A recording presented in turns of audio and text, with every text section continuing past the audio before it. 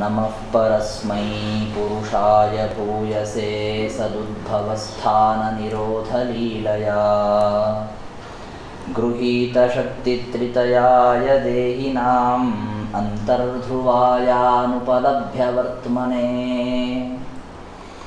स्वस्ति श्रीरस्तु मे शस्तं निस्तुला निस्तुलात् पुनः वस्तुनो वस्तुनो नित्यं समस्तव्यस्तयोगतः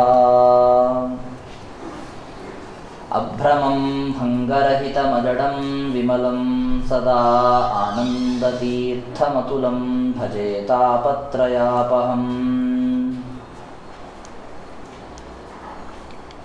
यं प्रव्रजन्तमनुपेतमपेतकृत्यं द्वैपायनो विरहकातर आजुहाव पुत्रेति तन्मयतया तरवोऽपि नेदुस्तं सर्वभूतहृदयं मुनिमानतोऽस्मि।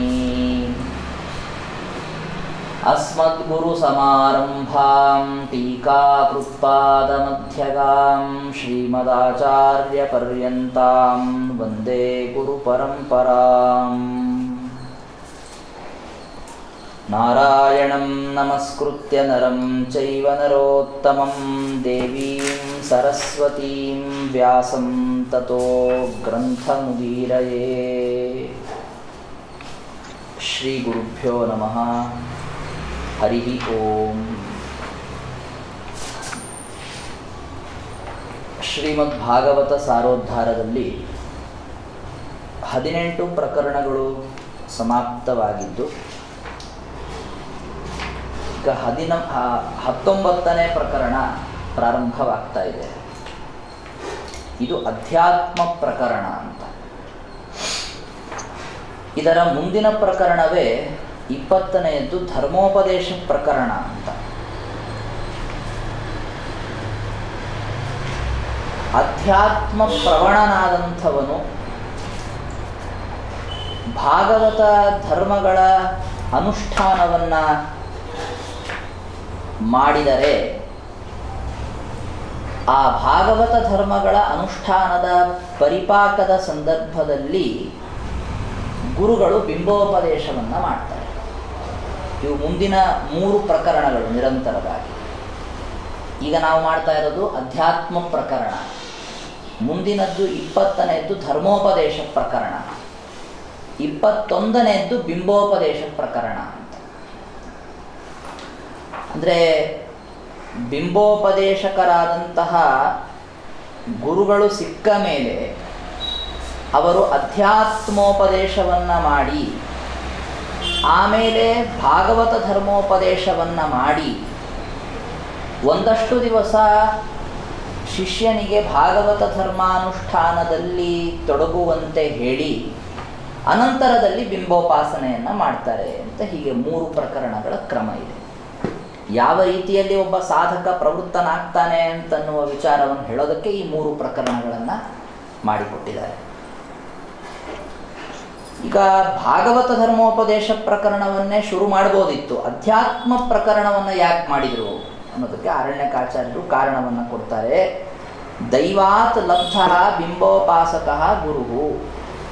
ಬಿಂಬೋಪಾಸಕರಾದಂತಹ ಗುರುಗಳು ನಮಗೆ ಏನೋ ದೈವದಿಂದ ಸಿಗ್ತಾರೆ.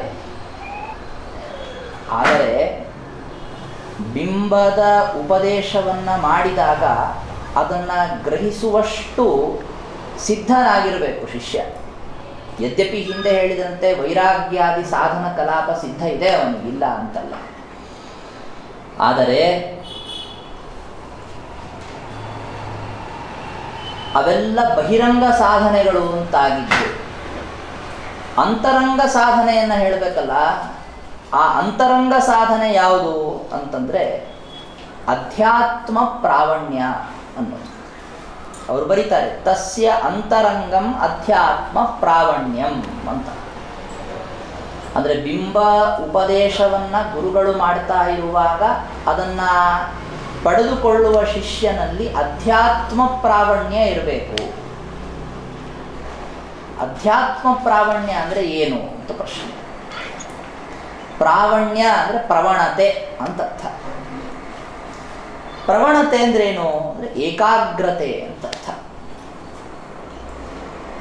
ವಿಶೇಷವಾಗಿ ವಿವೇಕಪೂರ್ವಕವಾಗಿ ಅಧ್ಯಾತ್ಮದ ಬಗ್ಗೆ ತಿಳಿದುಕೊಂಡಿರಬೇಕು ಆ ಶಿಷ್ಯ. ಏನು ಅಧ್ಯಾತ್ಮ ಅನ್ನೋ ಶಬ್ದಕ್ಕೆ ಏನರ್ಥ? ಅದನ್ನು ಶಾಸ್ತ್ರದಲ್ಲಿ ಬೇರೆ ಬೇರೆ ಅರ್ಥಗಳಲ್ಲಿ ಉಪಯೋಗಿಸ್ಕೊಳ್ತಾರೆ. ತೈತ್ತಿರೀಯೋಪನಿಷತ್ತಿನಲ್ಲಿ ಬರ್ತದೆ, ಅಥಾಧ್ಯಾತ್ಮಂ, ಅಥಾಧಿಭೂತಂ, ಅಥಾಧಿದೈವಂ ಅಂತ ಹೀಗೆಲ್ಲ ಬರ್ತಿರ್ತದೆ. ಅಲ್ಲಿ ಒಂದು ಬಗೆಯ ಅರ್ಥವನ್ನು ಮಾಡ್ತಾರೆ. ಭಾಗವತದಲ್ಲಿ ಸಾಕಷ್ಟು ಕಡೆಗೆ ಅಧ್ಯಾತ್ಮ ಶಬ್ದ ಬರುತ್ತೆ. ಅಲ್ಲೇನು ಮಾಡ್ತಾರೆ ಅಂತಂದರೆ ಅಧಿ ಆತ್ಮ ಅಂತ ಎರಡು ಶಬ್ದಗಳನ್ನು ಇಟ್ಕೊಂಡು ಅಧಿ ಅನ್ನುವ ಶಬ್ದಕ್ಕೆ ಅಧಿಕ ಎಂಬ ಅರ್ಥವನ್ನು ಹೇಳಿ, ಆತ್ಮ ಎಂಬ ಶಬ್ದಕ್ಕೆ ಚೇತನ ಅಂತ ಹೇಳಿ, ಅಧಿಕ ಚೇತನ ಅಂತಂದರೆ ಸರ್ವೋತ್ತಮ ಚೇತನ ಭಗವಂತ ಅಂತ ಈ ರೀತಿಯಾಗಿ ಅಧ್ಯಾತ್ಮ ಶಬ್ದದ ನಿರ್ವಚನವನ್ನು ಮಾಡ್ತಾರೆ ಎಲ್ಲ ಕಡೆಗೆ ಶಾಸ್ತ್ರದಲ್ಲಿ.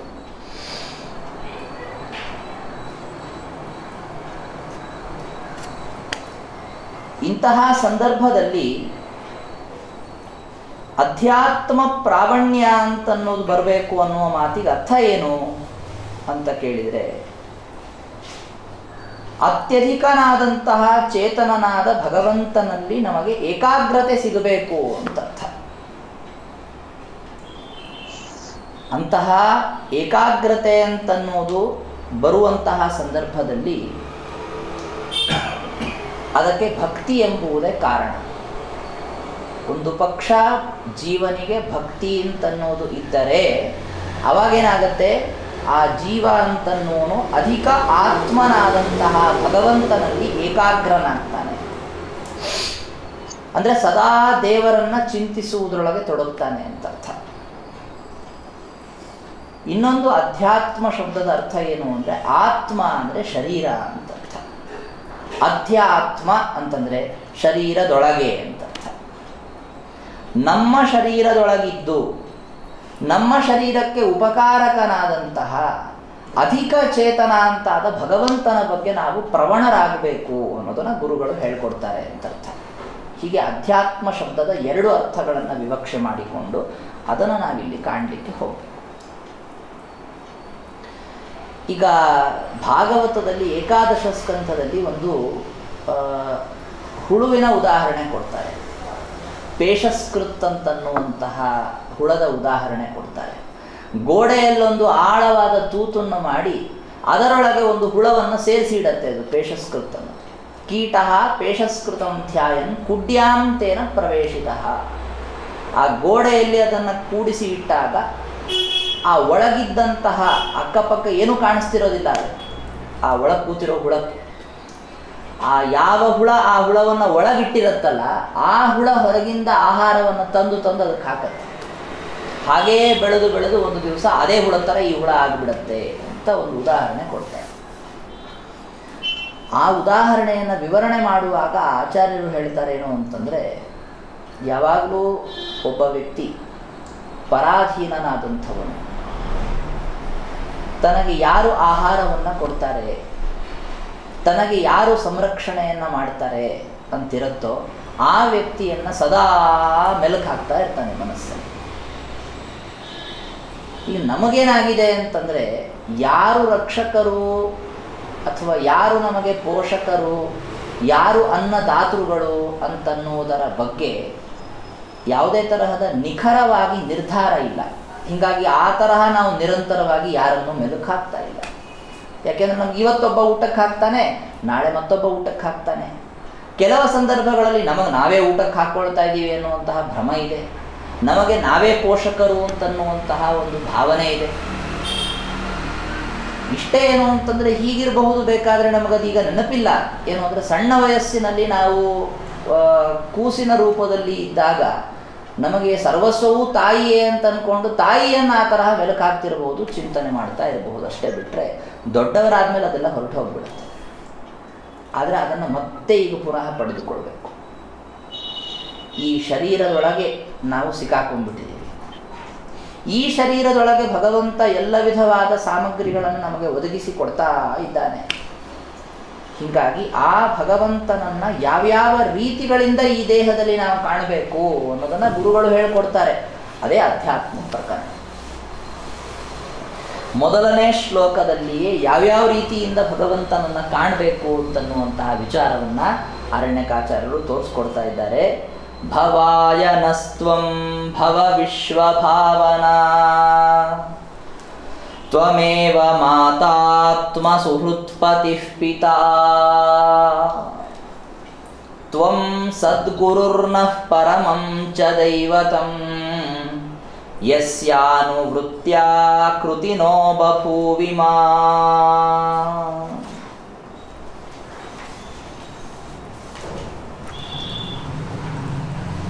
ಈ ಶ್ಲೋಕದಲ್ಲಿ ಹೇ ಜಗತ್ತನ್ನು ಹುಟ್ಟಿಸಿಕೊಟ್ಟ ವಿಶ್ವಭಾವನ ಅಂತಂದರೆ ಜಗತ್ತನ್ನು ಹುಟ್ಟಿಸಿದಂತಹ ಭಗವಂತನೇ, ತ್ವಂ ನಃ ಭವಾಯ ಭವ, ನೀನು ನಮ್ಮ ಭವ ಅಂದರೆ ಮಂಗಲ, ಒಳ್ಳೆಯದಕ್ಕೆ ಕಾರಣನಾಗು. ಒಳ್ಳೆಯದು ಅಂದರೆ ಯಾವುದು? ಮತ್ತು ನಾವೇ ದುಡ್ಡು ಕಾಸು ಅಂತ ವಿಚಾರ ಮಾಡ್ಲಿಕ್ಕೆ ಹೋಗ್ತೀವಿ. ಅವ್ರು ಬಂತಿದ್ದು ಭಾಗವತ್ ಸಾರೋದ್ಧಾರ ನಡೀತಾ ಇದೆ, ಆ ಥರ ಅರ್ಥ ಮಾಡ್ಕೋಬೇಡಿ. ಭಕ್ತ್ಯಾದಿ ರೂಪ ಮಂಗಲಾರ್ಥಂ ಭವ. ಭವಾಯ ಭವ ಅನ್ನೋದಕ್ಕೆ ಅರ್ಥ ಏನೋ, ಭಕ್ತಿ ವೈರಾಗ್ಯಾದಿ ರೂಪವಾದಂತಹ ಸಂಪತ್ತು ನಮಗೆ ಬರುವಂತೆ ಮಾಡು ಅಂತ ಹೇಳ್ತಾ ಇದ್ದಾರೆ. ನಾವು ನಿನ್ನ ಅನುವೃತ್ತಿ ಅಂತಂದರೆ ಸೇವೆ, ಭಕ್ತಿಪೂರ್ವಕವಾದ ಸೇವೆಯಿಂದ ಕೃತಿನಃ ಬಭೂವಿಮಾ. ಕೃತಿನಃ ಅಂತಂದರೆ ಪುರುಷಾರ್ಥವನ್ನು ಪಡೆದವರಾಗುತ್ತೇವೆ.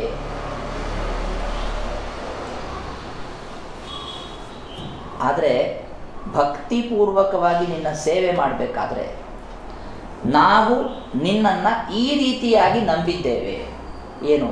ತ್ವಮೇವ ಮಾತಾ, ತ್ವಮೇವ ಆತ್ಮ ಸುಹೃತ್, ತ್ವಮೇವ ಪತಿ, ತ್ವಮೇವ ಪಿತಾ, ತ್ವಮೇವ ಸದ್ಗುರು, ತ್ವಂ ಪರಮಂ ದೈವತಂ.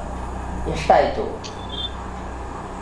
ಮಾತಾ, ಸುಹೃತ್, ಪತಿ, ಪಿತಾ, ಗುರು ಮತ್ತು ದೈವತ ಅಂತ 6 ಆಯಿತು. ಈ 6 ಅಂಶಗಳನ್ನು ಭಗವಂತನಲ್ಲಿ ನಾವು ಸದಾ ಚಿಂತನೆ ಮಾಡಬೇಕು. ಇಡೀ ಮುಂದಿನ ಪ್ರಕರಣದಲ್ಲೆಲ್ಲ ಇದೇ ವಿಚಾರವನ್ನೇ ವಿವರಣೆ ಮಾಡ್ತಾ ಇದ್ದಾರೆ. ಅಲ್ರಿ, ದೇವರು ಹೇಗೆ ನಮ್ಮ ತಾಯಿ, ದೇವರು ಹೇಗೆ ನಮ್ಮ ತಂದೆ ಅಂತ ಪ್ರಶ್ನೆ ಬಂತು. ಅನೇಕ ಶ್ಲೋಕಗಳನ್ನು ವಿವರಣೆ ಮಾಡಿ ಇದರ ಅಂತಿಮ ಘಟ್ಟದಲ್ಲಿ ಅಂದರೆ ಈ ಅಧ್ಯಾತ್ಮ ಪ್ರಕರಣದ ಕೊನೆಗೆ ಆರಣ್ಯಕಾಚಾರ್ಯರು ಕೆಲವು ಮಾತುಗಳನ್ನು ಬರೀತಾರೆ. ತದನೇನ ಅಂತ ಬರಿತಾ ಪ್ರಕರಣದ ಕೊನೆಗೆ ಒಂದು 4 ವಾಕ್ಯ ಬರೀತಾರೆ. ಭಗವಂತ ಹೇಗೆ ಈ ಎಲ್ಲ ರೀತಿಯಲ್ಲಿ ನಮಗೆ ಸಂಬಂಧಿಯಾಗಿದ್ದಾನೆ, ಅವನೇ ನಮಗೆ ತಾಯಿ, ಅವನೇ ನಮಗೆ ತಂದೆ, ಅವನೇ ಸುಹೃತ್ ಅಂತಾಗಿರೋದು, ಇವೆಲ್ಲ ಹೇಗೆ ಸಾಧ್ಯ ಅನ್ನೋದನ್ನು ತೋರಿಸ್ಕೊಟ್ಟಿದ್ದಾರೆ ಆರಣ್ಯಕಾಚಾರ್ಯರು. ಶರೀರೋತ್ಪಾದಕತ್ವ ರೂಪಂ ಪಿತೃತ್ವಂ. ಭಗವಂತ ನಮಗೆ ತಂದೆ. ಯಾಕೆ? ಶರೀರೋತ್ಪಾದಕತ್ವ ಅವನಿಗಿದೆ. ನಮ್ಮ ಶರೀರವನ್ನು ಯಾರೋ ಹುಟ್ಟಿಸಿದ್ದಾರೆ ಅಂತ ನಾವು ತಿಳ್ಕೊಂಡಿರ್ತೀವಿ. ಅವರೇನು ನಮ್ಮ ಶರೀರವನ್ನು ಹುಟ್ಟಿಸೋದ್ರೊಳಗೆ ಅವ್ರಿಗೇನೋ ಯಾವುದೇ ತರಹದ ಪರಿಜ್ಞಾನ ಇಲ್ಲ. ನಿಜವಾಗ್ಲೂ ಶರೀರವನ್ನು ಹುಟ್ಟಿಸಿದವನು ಭಗವಂತ. ಆಮೇಲೆ ಮಾತಾ, ತಾಯಿಯೂ ಕೂಡ ಅವನೇ. ಅದು ಹೇಗ್ರಿ ತಾಯಿ ಹೇಗೆ ಅಂತ ಕೇಳಿದ್ವಿ ನಾವು. ನಮ್ಮ ಶರೀರ ನಿರ್ಮಾಣ ಮಾಡ್ತಾನೆ, ತಂದೆ ಅಂತೀವಿ, ಹ್ಞೂ ಆಯಿತು ಅಂತೀವಿ. ಆದರೆ ತಾಯಿ ಹೇಗೆ ಅಂತ ಅದಕ್ಕೆ ಅವರು ಬರೀತಾರೆ, ಪ್ರಳಯೇ ಸ್ವೋದರಗತಸ್ಯ ವಿಶ್ವಸ್ಯ ಸೃಷ್ಟಿಕಾಲೇ ತಸ್ಮಾತ್ ಬಹಿಃ ನಿಸ್ಸಾರಣಾತ್ ಅವ್ಯವಧಾನೇನ ಉತ್ಪಾದಕತ್ವ ರೂಪ ಮಾತೃತ್ವಂ ಅಂತ. ತಾಯಿ ಅಂತ ಯಾವುದನ್ನು ಕರೀತಾರೆ, ಯಾವ ವ್ಯಕ್ತಿಯನ್ನ ತಾಯಿ ಅಂತ ಕರೀತಾರೆ ಅಂತಂದ್ರೆ, ತನ್ನ ಉದರದಲ್ಲಿ ಆ ಮಗುವನ್ನ ಬೆಳೆಸಿ ಸಾಕ್ಷಾತ್ ತನ್ನ ಹೊಟ್ಟೆಯಿಂದ ಅದನ್ನು ಹೊರಹಾಕಿದ ಮೇಲೆ ಆ ವ್ಯಕ್ತಿಗೊಂದು ರೂಪ ಸಿಗಬೇಕು. ತಂದೆಯ ಶರೀರದಲ್ಲಿಯೂ ಕೂಡ ಒಬ್ಬ ವ್ಯಕ್ತಿ ಅನೇಕ ಮಾಸಗಳ ಪರ್ಯಂತ ಇದ್ದವನು ಒಂದು ರೂಪವನ್ನು ಪಡೆದಿರ್ತಾನೆ, ಇಲ್ಲ ಅಂತಲ್ಲ. ಆದರೆ ಅದು ಬಹಿರಂಗವಾಗಿ ಅವನಿಗೆ ಜೀವನಕ್ಕೆ ಉಪಯುಕ್ತವಾಗುವಂತಹ ರೂಪ ಅಲ್ಲ. ಆ ಜೀವನಕ್ಕೆ ಉಪಯುಕ್ತವಾದ ರೂಪ ಸಿಗೋದು ಯಾರಿಂದ? ತಾಯಿ. ಭಗವಂತ ಹಾಗೆ ಮಾಡಿದ ನೋಡ್ರಿ. ಇಂತಹ ಮಾತೃತ್ವ ಅವನಲ್ಲಿದೆ. ಯಾಕೆ ಅಂದರೆ ಪ್ರಳಯ ಕಾಲದಲ್ಲಿ ಅವನ ಹೊಟ್ಟೆಯಲ್ಲಿದ್ದಂತಹ ಜೀವರು ಈ ಸೃಷ್ಟಿ ಕಾಲದಲ್ಲಿ ಏನು ಮಾಡ್ತಾರೆ ಅಂತಂದರೆ ಹೊರಗೆ ಬರ್ತಾರೆ.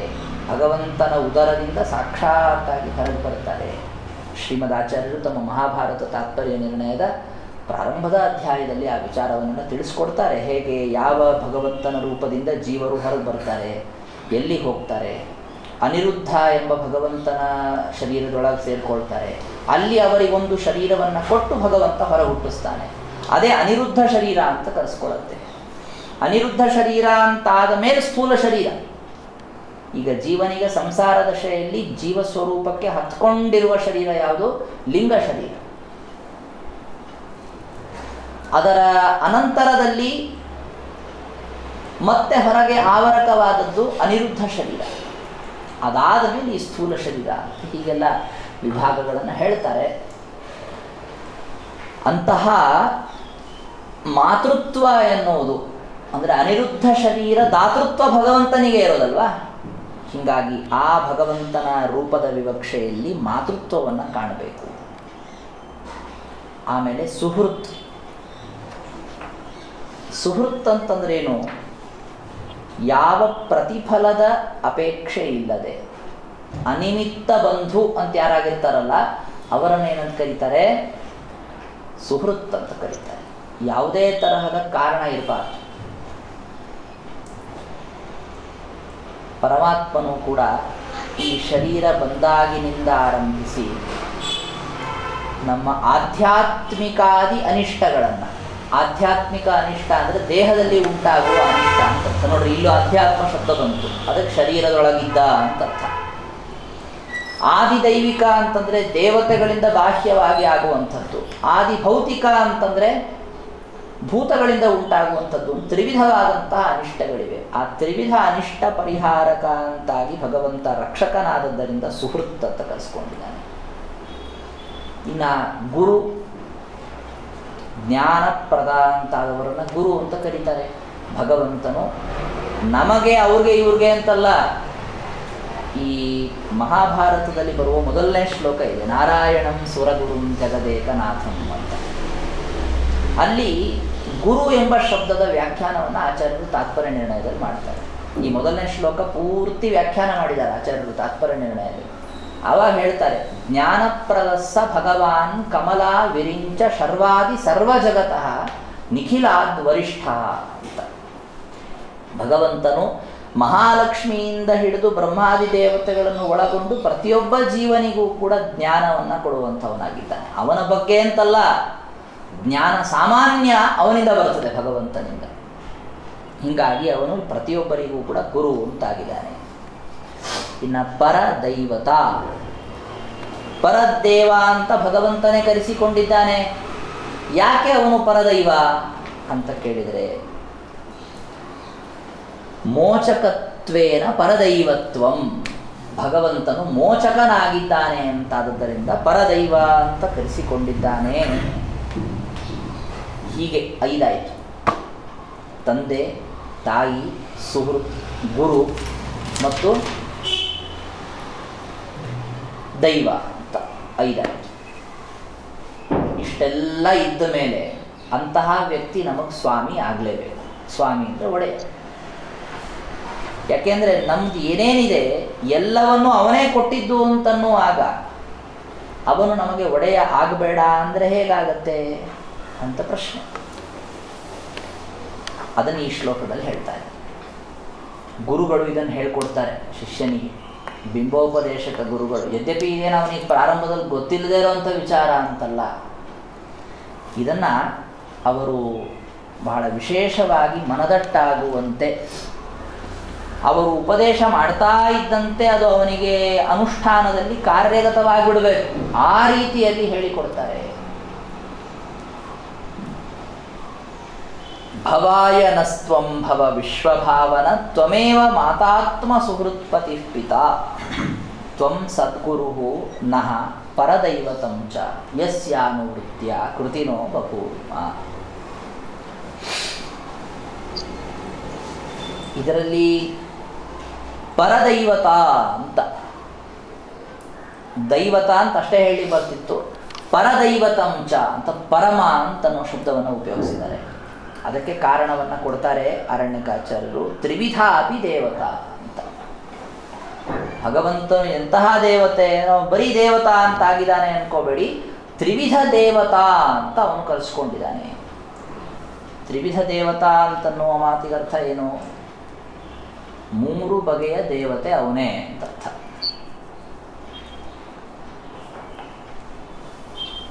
ಅಂದರೆ ಕೆಲವರಿಗೆ ವಿಶಿಷ್ಟತ್ವ ಇಲ್ಲದೆ ಇರಬಹುದು, ಅಂದರೆ ಅನೇಕ ಗುಣಗಳು ಆ ವ್ಯಕ್ತಿಯಲ್ಲಿ ಇಲ್ಲದೆ ಇರಬಹುದು. ಕೆಲವರು ನಾವು ಅಭ್ಯಾಸ ಮಾಡುವ ಶಾಸ್ತ್ರದಲ್ಲಿ ಪ್ರತಿಪಾದ್ಯರಾಗದೇ ಇರಬಹುದು, ಕೆಲವರು ನಮಗೆ ಇಷ್ಟ ಆಗದೇ ಇರಬಹುದು. ಈ 3 ಗುಣಗಳಿರುವಂತಹ ಒಬ್ಬ ವ್ಯಕ್ತಿ, ಅಂದರೆ ವಿಶಿಷ್ಟನೂ ಆಗಿರಬೇಕು, ಇಷ್ಟನೂ ಆಗಿರಬೇಕು, ಅಧಿಕೃತನೂ ಆಗಿರಬೇಕು ಅಂತನ್ನುವಂತಹ ದೇವತೆ ಭಗವಂತ ಒಬ್ಬನೇ. ಇಷ್ಟ ಯಾಕವನು ಅಂದರೆ ಈ ತರಹ ತಂದೆ ತಾಯಿ ಇತ್ಯಾದಿ ರೂಪದಿಂದ ಇದ್ದುದರಿಂದ ನಮಗೆ ಇಷ್ಟ, ಗುರು ಅಂತಾದುದರಿಂದ ಇಷ್ಟ. ಮತ್ತು ನಮಗೆ ಜ್ಞಾನೋಪದೇಶಕ ಅಂತ ಆಗಬೇಕಾದ್ರೆ, ನಮಗೆ ಒಬ್ಬರಿಗೆ ಅಲ್ಲ ಎಲ್ಲರಿಗೂ ಜ್ಞಾನೋಪದೇಶಕ ಅಂತ ಆಗಬೇಕಾದ್ರೆ ಮತ್ತವನು ಅವಶ್ಯವಾಗಿ ಪರಮಾತ್ಮ ಅನೇಕ ಗುಣಗಳಿಂದ ಕೂಡಿದಂಥವನಾಗಿರಲೇಬೇಕು. ಹಾಗೂ ಸಕಲ ಶಾಸ್ತ್ರಗಳಲ್ಲಿ ಪ್ರತಿಪಾದ್ಯನಾಗಿದ್ದಾನೆ. ಹೀಗಾಗಿ ಅವನು ಬೇರೆಯವರೆಲ್ಲ ಬರೀ ದೇವತಾ ಸ್ವರೂಪರಾದರೆ ಭಗವಂತನು ಪರಮದೇವತೆ ಅಂತ ಕರೆಸಿಕೊಂಡಿದ್ದಾನೆ. ಈ ರೀತಿಯಾಗಿ ನಾವು ನಿನ್ನನ್ನು ತಿಳಿದು ಸೇವೆ ಮಾಡ್ತೀವಿ ಅಂತ. ಭವಾಯನಸ್ತ್ವಂ ಭವ ವಿಶ್ವಭಾವನಾ ತ್ವಮೇವ ಮಾತಾ ತ್ವ ಸುಹೃತ್ಪತಿಃ ಪಿತಾ ತ್ವಂ ಸದ್ಗುರುರ್ನಃ ಪರಮಂ ಚ ದೈವತಂ ಯಸ್ಯಾನುವೃತ್ಯ ಕೃತಿನೋ ಬಭೂವಿಮಾ.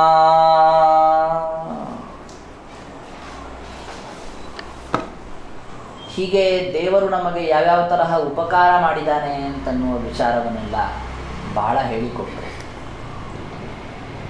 ಇನ್ನು ಮುಂದಿನ ಅನೇಕ ಶ್ಲೋಕಗಳಿಂದ ಮಾಡ್ತಾ ಇರುವಂತಹ ಒಂದೇ ಒಂದು ಕಾರ್ಯ ಅಂತಂದರೆ, ಎಲ್ಲಿ ತನಕ 1, 2, 3, 4 ಶ್ಲೋಕಗಳು, ಮುಂದಿನ 4 ಶ್ಲೋಕಗಳಲ್ಲಿ ಏನು ಮಾಡ್ತಾ ಇದ್ದಾರೆ ಅಂದರೆ ಭಗವಂತನಿಗೆ ವೈಷಮ್ಯ ಇಲ್ಲ ಅನ್ನೋದನ್ನು ತೋರಿಸ್ಕೊಡ್ತಾ ಇದ್ದಾರೆ.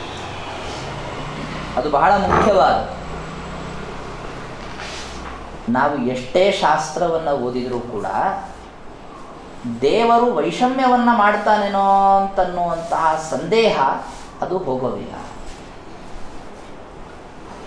ಆದರೆ ಆ ವೈಷಮ್ಯ ಸಂದೇಹ ಹೋಗುವ ತನಕ ನಮಗೆ ಈ ವಿಧವಾದಂತಹ ಬಿಂಬೋಪದೇಶವನ್ನು ಮಾಡಲಿಕ್ಕೂ ಸಾಧ್ಯ ಇಲ್ಲ. ಹೀಗಿರುವಾಗ ಬಿಂಬೋಪದೇಶಕರಾದಂತಹ ಗುರುಗಳು ಅವಶ್ಯವಾಗಿ ಏನು ಮಾಡಬೇಕಾಗತ್ತೆ? ನಮ್ಮ ಈ ತರಹದ ವೈಷಮ್ಯ ಶಂಕೆಯನ್ನು ಪರಿಹಾರ ಮಾಡಬೇಕಾಗತ್ತೆ. ಅಲ್ರಿ ಭಗವಂತ ವಿಷಮನಾಗಿದ್ದಾನೆ ಅಂತನ್ನುವ ವಿಚಾರ ಇರಲಿ ಬಿಡ್ರೆ ಅದಕ್ಕೇನಾಯಿತು? ಮನಸ್ಸಿನಲ್ಲಿ ಆ ತರಹ ಸಂದೇಹ ಇದ್ದರೆ ಇರಲಿ ಬಿಡಿ, ಅದಕ್ಕೇನು ತೊಂದರೆ? ಭಕ್ತಿಯನ್ನು ಮಾಡಬಾರ್ದು ಅಂತೇನಿದೆ?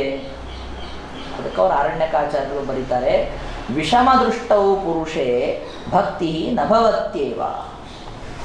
ಯಾವ ವ್ಯಕ್ತಿ ವೈಷಮ್ಯವನ್ನು ಮಾಡ್ತಾನೆ ಆ ವ್ಯಕ್ತಿಯ ಬಗ್ಗೆ ಎಂದು ಭಕ್ತಿ ಹುಟ್ಟೋದೇ ಇಲ್ಲ. ಹಾಗಾಗಿ ಭಕ್ತಿ ಹುಟ್ಟಬೇಕು ಅಂದ್ರೆ ಏನಾಗಬೇಕು? ದೇವರಲ್ಲಿ ವೈಷಮ್ಯ ಇಲ್ಲ ಅಂತನ್ನುವಂತಹ ವಿಚಾರ ಅವಶ್ಯವಾಗಿ ತಿಳಿಬೇಕು. ಅದನ್ನು ನಾವು ಮುಂದಿನ ಶ್ಲೋಕಗಳಲ್ಲಿ ಭಾಗವತದ ಆಧಾರದಲ್ಲಿ ಪರಿಹಾರ ಮಾಡಿಕೊಡ್ತಾ ಇದ್ದೀವಿ. ಅಂದರೆ ಈ ಶ್ಲೋಕಗಳು ಇಂತಹ ಗ್ರಂಥದ ಭಾಗಗಳ ಆಧಾರದಲ್ಲಿಯೇ ಬಿಂಬೋಪದೇಶಕರಾದಂತಹ ಗುರುಗಳು ಭಗವಂತನ ವೈಷಮ್ಯವನ್ನು ಪರಿಹಾರ ಮಾಡಿಕೊಡ್ತಾರೆ.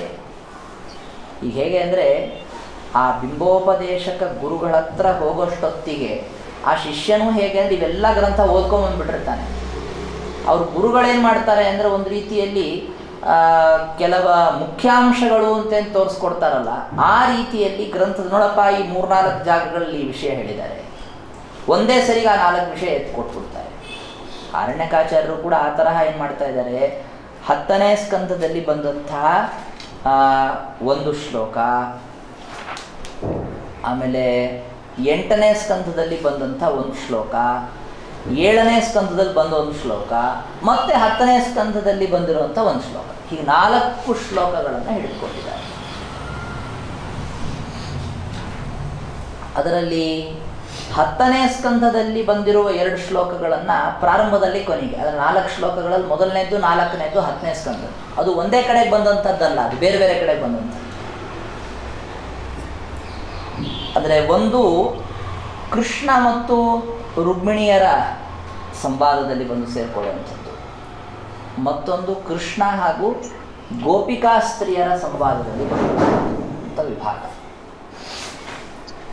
ಅದಕ್ಕೆ ನೋಡಿ, ಅದು 4ನೇ ಶ್ಲೋಕ ಏನು ಹೇಳಿದ್ವಲ್ಲ, ಅದು 30ನೇ ಅಧ್ಯಾಯದಲ್ಲಿ ಬಂದದ್ದು, ಇದು 80ನೇ ಅಧ್ಯಾಯದಲ್ಲಿ ಬಂದದ್ದು ಅಂತ ವ್ಯತ್ಯಾಸ. ಶ್ರೀಕೃಷ್ಣ ವೈಷಮ್ಯವನ್ನು ಮಾಡ್ತಾ ಇದ್ದಾನೆ ಅಂತನ್ನುವಂತೆ ಗೋಪಿಕಾ ಸ್ತ್ರೀಯರಿಗೂ ಒಂದು ಸಂದೇಹ ಬಂದಾಗ ಅದರ ಪರಿಹಾರಕ್ಕಾಗಿ ಭಗವಂತ ಹೇಳಿದ ಮಾತದು 4ನೇದು. ರುಕ್ಮಿಣಿ ಮಾತ್ರ ದೇವರು ವೈಷಮ್ಯ ಮಾಡ್ತಾನೆ ಅಂತ ಸಂದೇಹವೂ ಕೂಡ ಇಲ್ಲ, ನಿನಗೆ ವೈಷಮ್ಯ ಇಲ್ಲ ಅಂತಲೇ ಅವಳು ಹೇಳಿಬಿಟ್ಲು. ಅದು ಮೊದಲನೇ ಶ್ಲೋಕ. ಅಂದರೆ ದೇವರ ಜೊತೆಗೆ ವ್ಯವಹಾರ ಮಾಡುವ ವ್ಯಕ್ತಿಗಳಲ್ಲಿ ಹೇಗೆ ತಾರತಮ್ಯ ಇರುತ್ತೆ ಅಂತ ತೋರಿಸ್ಕೊಡ್ತಾ ಇದ್ದಾರೆ ಅರಣ್ಯಕಾಚಾರ್ಯ. ಮಹಾಲಕ್ಷ್ಮಿ ನೋಡ್ರಿ, ದೇವರ ಸ್ವರೂಪ ಸರಿಯಾಗಿ ತಿಳಿದುಕೊಂಡಿದ್ದಾಳೆ, ಅವಳಿಗೆ ಈ ಥರದ್ದು ಯಾವುದೇ ವಿಧವಾದಂತಹ ಸಂದೇಹ ಇಲ್ಲ. ಆಮೇಲೆ ಮಧ್ಯದಲ್ಲಿ ಏನು ಮಾಡಿದ್ದಾರೆ ಅಂತಂದರೆ ಪ್ರಹ್ಲಾದನ ಮಾತನ್ನು ಕೊಟ್ಟಿದ್ದಾರೆ, 7ನೇ ಸ್ಕಂದದಲ್ಲಿ ಬರುವಂತಹ ಮಾತು. ಅನ್ನೋದಕ್ಕೆ ಹಿಂದೂ ಕೂಡ ಹೇಳಿದ್ದೀನಿ, ಈಗಲೂ ಹೇಳ್ತಾ ಇದ್ದೀನಿ, ಪ್ರಹ್ಲಾದನಿಗೆ ಸಂಬಂಧಪಟ್ಟಿರುವಂಥದ್ದು ಅಂತ 7ನೇ ಸ್ಕಂದದಲ್ಲಿ ಏನು ಒಳ್ಳೊಳ್ಳೆ ಮಾತುಗಳಿದೆ, ಎಲ್ಲ ತೊಗೊಂಡ್ಬಿಟ್ಟಿದ್ದಾರೆ ಅರಣ್ಯಕಾಚಾರ್ಯರು, ಯಾವುದನ್ನು ಬಿಟ್ಟಿಲ್ಲ. ಹೀಗೊಟ್ಟು ಈ 4 ಶ್ಲೋಕಗಳ ಜೋಡಣೆ ಇದೆ. ನ ಬ್ರಹ್ಮಣ ಸ್ವಪರಭೇದಮತಿಸ್ತವ ಸ್ಯಾತ್ ಸರ್ವಾತ್ಮನಃ ಸಮದೃಶಃ ಸ್ವಸುಖಾನುಭೂತೇಃ ಸಂಸೇವಯಾ ಸುರತರೋರಿವ ತೇ ಪ್ರಸಾದಃ ಸೇವಾನುರೂಪ ಉದಯೋ ನ ವಿಪರ್ಯಯೋತ್ರ ಏವಂ ಸುರಾಸುರಗಣಾಃ ಸಮದೇಶಕಾಲ ಹೇತ್ವರ್ಥಯೋಗಗತಯೋಪಿ ಫಲೇ ವಿಕಲ್ಪಾಃ ತತ್ರಾಮೃತಂ ಸುರಗಣಾಃ ಫಲಮಂಜಸಾಪುಃ ಯತ್ಪಾದ ಪಂಕಜರಜಶ್ರಯಣಾನ್ನ ದೈತ್ಯಾಃ ನೈಷಾ ಪರಾವರಮತಿರ್ಭವತೋ ನನು ಸ್ಯಾತ್ ಜಂತೋರ್ಯಥಾತ್ಮ ಸುಹೃದೋ ಜಗತಸ್ತಥಾಪಿ ಸಂಸೇವಯಾ ಸುರತರೋರಿವ ತೇ ಪ್ರಸಾದಃ ಸೇವಾನುರೂಪ ಉದಯೋ ನ ಪರಾವರತ್ವಂ ನಾಹಂ ತು ಸಖ್ಯೋ ಭಜತೋಪಿ ಜಂತೂನ್ ಭಜಾಮ್ಯಮೀಶಾಂ ಅನುವೃತ್ತಯೋ ಯಥಾ ತಥೈವ ಮತ್ತಃ ಫಲ ಸಂಪದಸ್ಯುಃ ಉಚ್ಚಾವಚಾಃ ಕಲ್ಪತರೋರಿವಾರ್ಥಿನಾಂ. ಈ 4 ಶ್ಲೋಕಗಳಲ್ಲಿ 2ನೇ ಶ್ಲೋಕ ಬಿಟ್ಬಿಡಿ, ಅಂದರೆ 8ನೇ ಸ್ಕಂದದಲ್ಲಿ ಬಂದಿರುವ ಶ್ಲೋಕ ಒಂದು ಬಿಟ್ಬಿಡಿ. ಉಳಿದ 3 ಶ್ಲೋಕಗಳಲ್ಲಿರುವ ಇನ್ನೊಂದು ಸಾಮ್ಯ ಏನು ಅಂದರೆ ಕಲ್ಪತರುವಿನ ಉಲ್ಲೇಖ ಬಂದಿದೆ 3 ಶ್ಲೋಕಗಳಲ್ಲೂ ಕೂಡ. ಸುರತರೋಹೋ ಇವತೇ ಪ್ರಸಾದ ಅಂತ ಒಂದು ಶ್ಲೋಕದಲ್ಲಿ, ಇನ್ನೊಂದರಲ್ಲಿ ಮತ್ತೆ ಸುರತರೋರಿವತೇ ಪ್ರಸಾದ ಅಂತ ಬಂದಿದೆ. ಮತ್ತೆ ಮುಂದಿನ ಶ್ಲೋಕದಲ್ಲಿ ಕಲ್ಪತರೋಹೋ ಇವ ಅಂತ ಬಂದಿದೆ. ಅಂದರೆ ಭಗವಂತನಿಗೆ ವೈಷಮ್ಯವಿಲ್ಲ ಎಂಬ ವಿಷಯದಲ್ಲಿ ಭಾಗವತದಲ್ಲಿ 3 ಕಡೆಗೆ ಕಲ್ಪವೃಕ್ಷದ ಉದಾಹರಣೆ ಕೊಟ್ಟಿದ್ದಾರೆ. ಅದನ್ನು ಒಂದು ಕಡೆ ಸಂಗ್ರಹ ಮಾಡಿಕೊಟ್ಟಿದ್ದಾರೆ ಅರಣ್ಯಕಾಚಾರ್ಯ. ಅದನ್ನೆಲ್ಲ ವಿವರಣೆ ಮಾಡ್ತಾ ಅವರು ಬರೀತಾರೆ ತಮ್ಮ ವ್ಯಾಖ್ಯಾನದಲ್ಲಿ ಏನು ಅಂತಂದರೆ, ಯಾರೂ ಇವತ್ತಿನ ತನಕ ಕಲ್ಪವೃಕ್ಷವನ್ನು ವೈಷಮ್ಯವೆಂಬ ದೋಷದಿಂದ ಕಾಣಲಿಲ್ಲ. ಆದರೆ ಭಗವಂತನನ್ನು ಮಾತ್ರ ವೈಷಮ್ಯದಿಂದ ಕಾಣ್ತಾರೆ. ಇದು ಯಾಕೆ? ಇದು ತಪ್ಪು ಅಂತ ಅವ್ರು ಬರೀತಾರೆ. ನೀವು ಭಗವಂತನನ್ನೇನಾದರೂ ವೈಷಮ್ಯದಿಂದ ಕೂಡಿದವನು ಅಂತನ್ನೋ ತರಹ ಹೇಳಲಿಕ್ಕೆ ಹೋದರೆ ನಾವೇನು ಮಾಡ್ತೀವಿ? ಕಲ್ಪವೃಕ್ಷವು ವೈಷಮ್ಯದಿಂದ ಕೂಡಿದೆ ಅಂತ ಹೇಳ್ತೀವಿ. ಅದ್ರದ್ದೇನು ತಪ್ಪಿಲ್ಲ ಬಿಡ್ರಿ, ಅದರ ಹತ್ರ ಹೋಗಿ ಏನು ಬೇಕು ಅಂತ ಕೇಳ್ಕೊಂಡವ್ರದ್ದು ತಪ್ಪು ಅಂತಂದರೆ ಇಲ್ಲೂ ಹಾಗೆ ಹೇಳ್ಬೋದಲ್ಲ. ಭಗವಂತನ ಬಗ್ಗೆ ಯಾಕೆ ನೀವು ವೈಷಮ್ಯವನ್ನು ಆಶಂಕಿಸ್ತೀರಿ ಎಂಬ ಅಭಿಪ್ರಾಯದಲ್ಲಿ ಎಲ್ಲ ಕಡೆಗೆ ಕಲ್ಪವೃಕ್ಷದ ಉದಾಹರಣೆ ಇದೆ. ಒಂದು ಕಡೆಗೆ ರುಕ್ಮಿಣಿ ಹೇಳಿದ್ದು, ಮತ್ತೊಂದು ಕಡೆಗೆ ಪ್ರಹ್ಲಾದ ಹೇಳಿದ್ದು, ಇನ್ನೊಂದು ಕಡೆ ಕೃಷ್ಣನೇ ಸ್ವತಃ ಗೋಪಿಕಾಸ್ತ್ರೀಯರಿಗೆ ಹೇಳಿದ್ದು. ಹೀಗೆ ಅನೇಕ ಹಂತಗಳಲ್ಲಿ ಕಲ್ಪವೃಕ್ಷದ ಉದಾಹರಣೆಯನ್ನು ಕೊಟ್ಟಿದ್ದರಿಂದ ಅದರಂತೆ ನಾವು ಭಗವಂತನಿಗೆ ವೈಷಮ್ಯ ಇಲ್ಲ ಎಂಬ ವಿಚಾರವನ್ನು ತಿಳಿದುಕೊಳ್ಬೇಕು ಅಂತ ಹೇಳ್ತಾ ಇದ್ದಾರೆ. ಮೂಲಭೂತವಾಗಿ ನೋಡಿ, ದೇವರು ಒಬ್ಬನಿಗೊಂದು ಕೊಟ್ಟ, ಇನ್ನೊಬ್ಬನಿಗೆ ಇನ್ನೊಂದು ಕೊಟ್ಟ ಎಂಬ ಅಂಶವನ್ನು ನೋಡಿ ವೈಷಮ್ಯವನ್ನು ಶಂಕಿಸುವಂತಹ ವ್ಯಕ್ತಿಗಳು ಒಂದು ವಿಚಾರವನ್ನು ಸ್ಪಷ್ಟಪಡಿಸ್ಕೊಳ್ಬೇಕಾದದ್ದೇನು ಅಂತಂದರೆ, ವೈಷಮ್ಯ ಅಂತನ್ನೋದು ದೇವರಲ್ಲಿ ಬರೋದಕ್ಕೆ ಮೂಲ ಕಾರಣ ಇದೆಯಾ ಅನ್ನೋದನ್ನು ನೋಡಬೇಕು. ಯಾವಾಗಲೂ ಒಂದು ದೋಷ ಅನ್ನೋದು ಒಬ್ಬ ವ್ಯಕ್ತಿಯಲ್ಲಿ ಬರಬೇಕಾದ್ರೆ ಅದಕ್ಕೆ ಕಾರಣ ಒಂದಿರುತ್ತೆ, ಅದರ ಫಲಿತಾಂಶ ಇನ್ನೊಂದಿರುತ್ತೆ. ನೀವೇನು ಮಾಡ್ತಾ ಇದ್ದೀರಿ? ಭಗವಂತನಲ್ಲಿ ವೈಷಮ್ಯ ಇದೆ ಅಂತ ಹೇಳಲಿಕ್ಕೆ ಹೊರಟಂಥವರು ಅದಕ್ಕೆ ನಿಮಗೆ ಹೇಗೆ ಗೊತ್ತಾಯಿತು ಅಂತ ಪ್ರಶ್ನೆ ಕೇಳಿದರೆ ಅದರ ಫಲಿತಾಂಶವನ್ನಷ್ಟೇ ತೋರಿಸ್ತಾ ಇದ್ದೀರಿ. ಅದಕ್ಕೆ ಕಾರಣ ಇದೆಯಾ ಅನ್ನೋದನ್ನು ನೋಡಲಿಲ್ವಲ್ಲ. ಯಾವಾಗಲೂ ಕಾರಣ ಇಲ್ಲದೆ ಕಾರ್ಯ ಬರಲ್ಲ.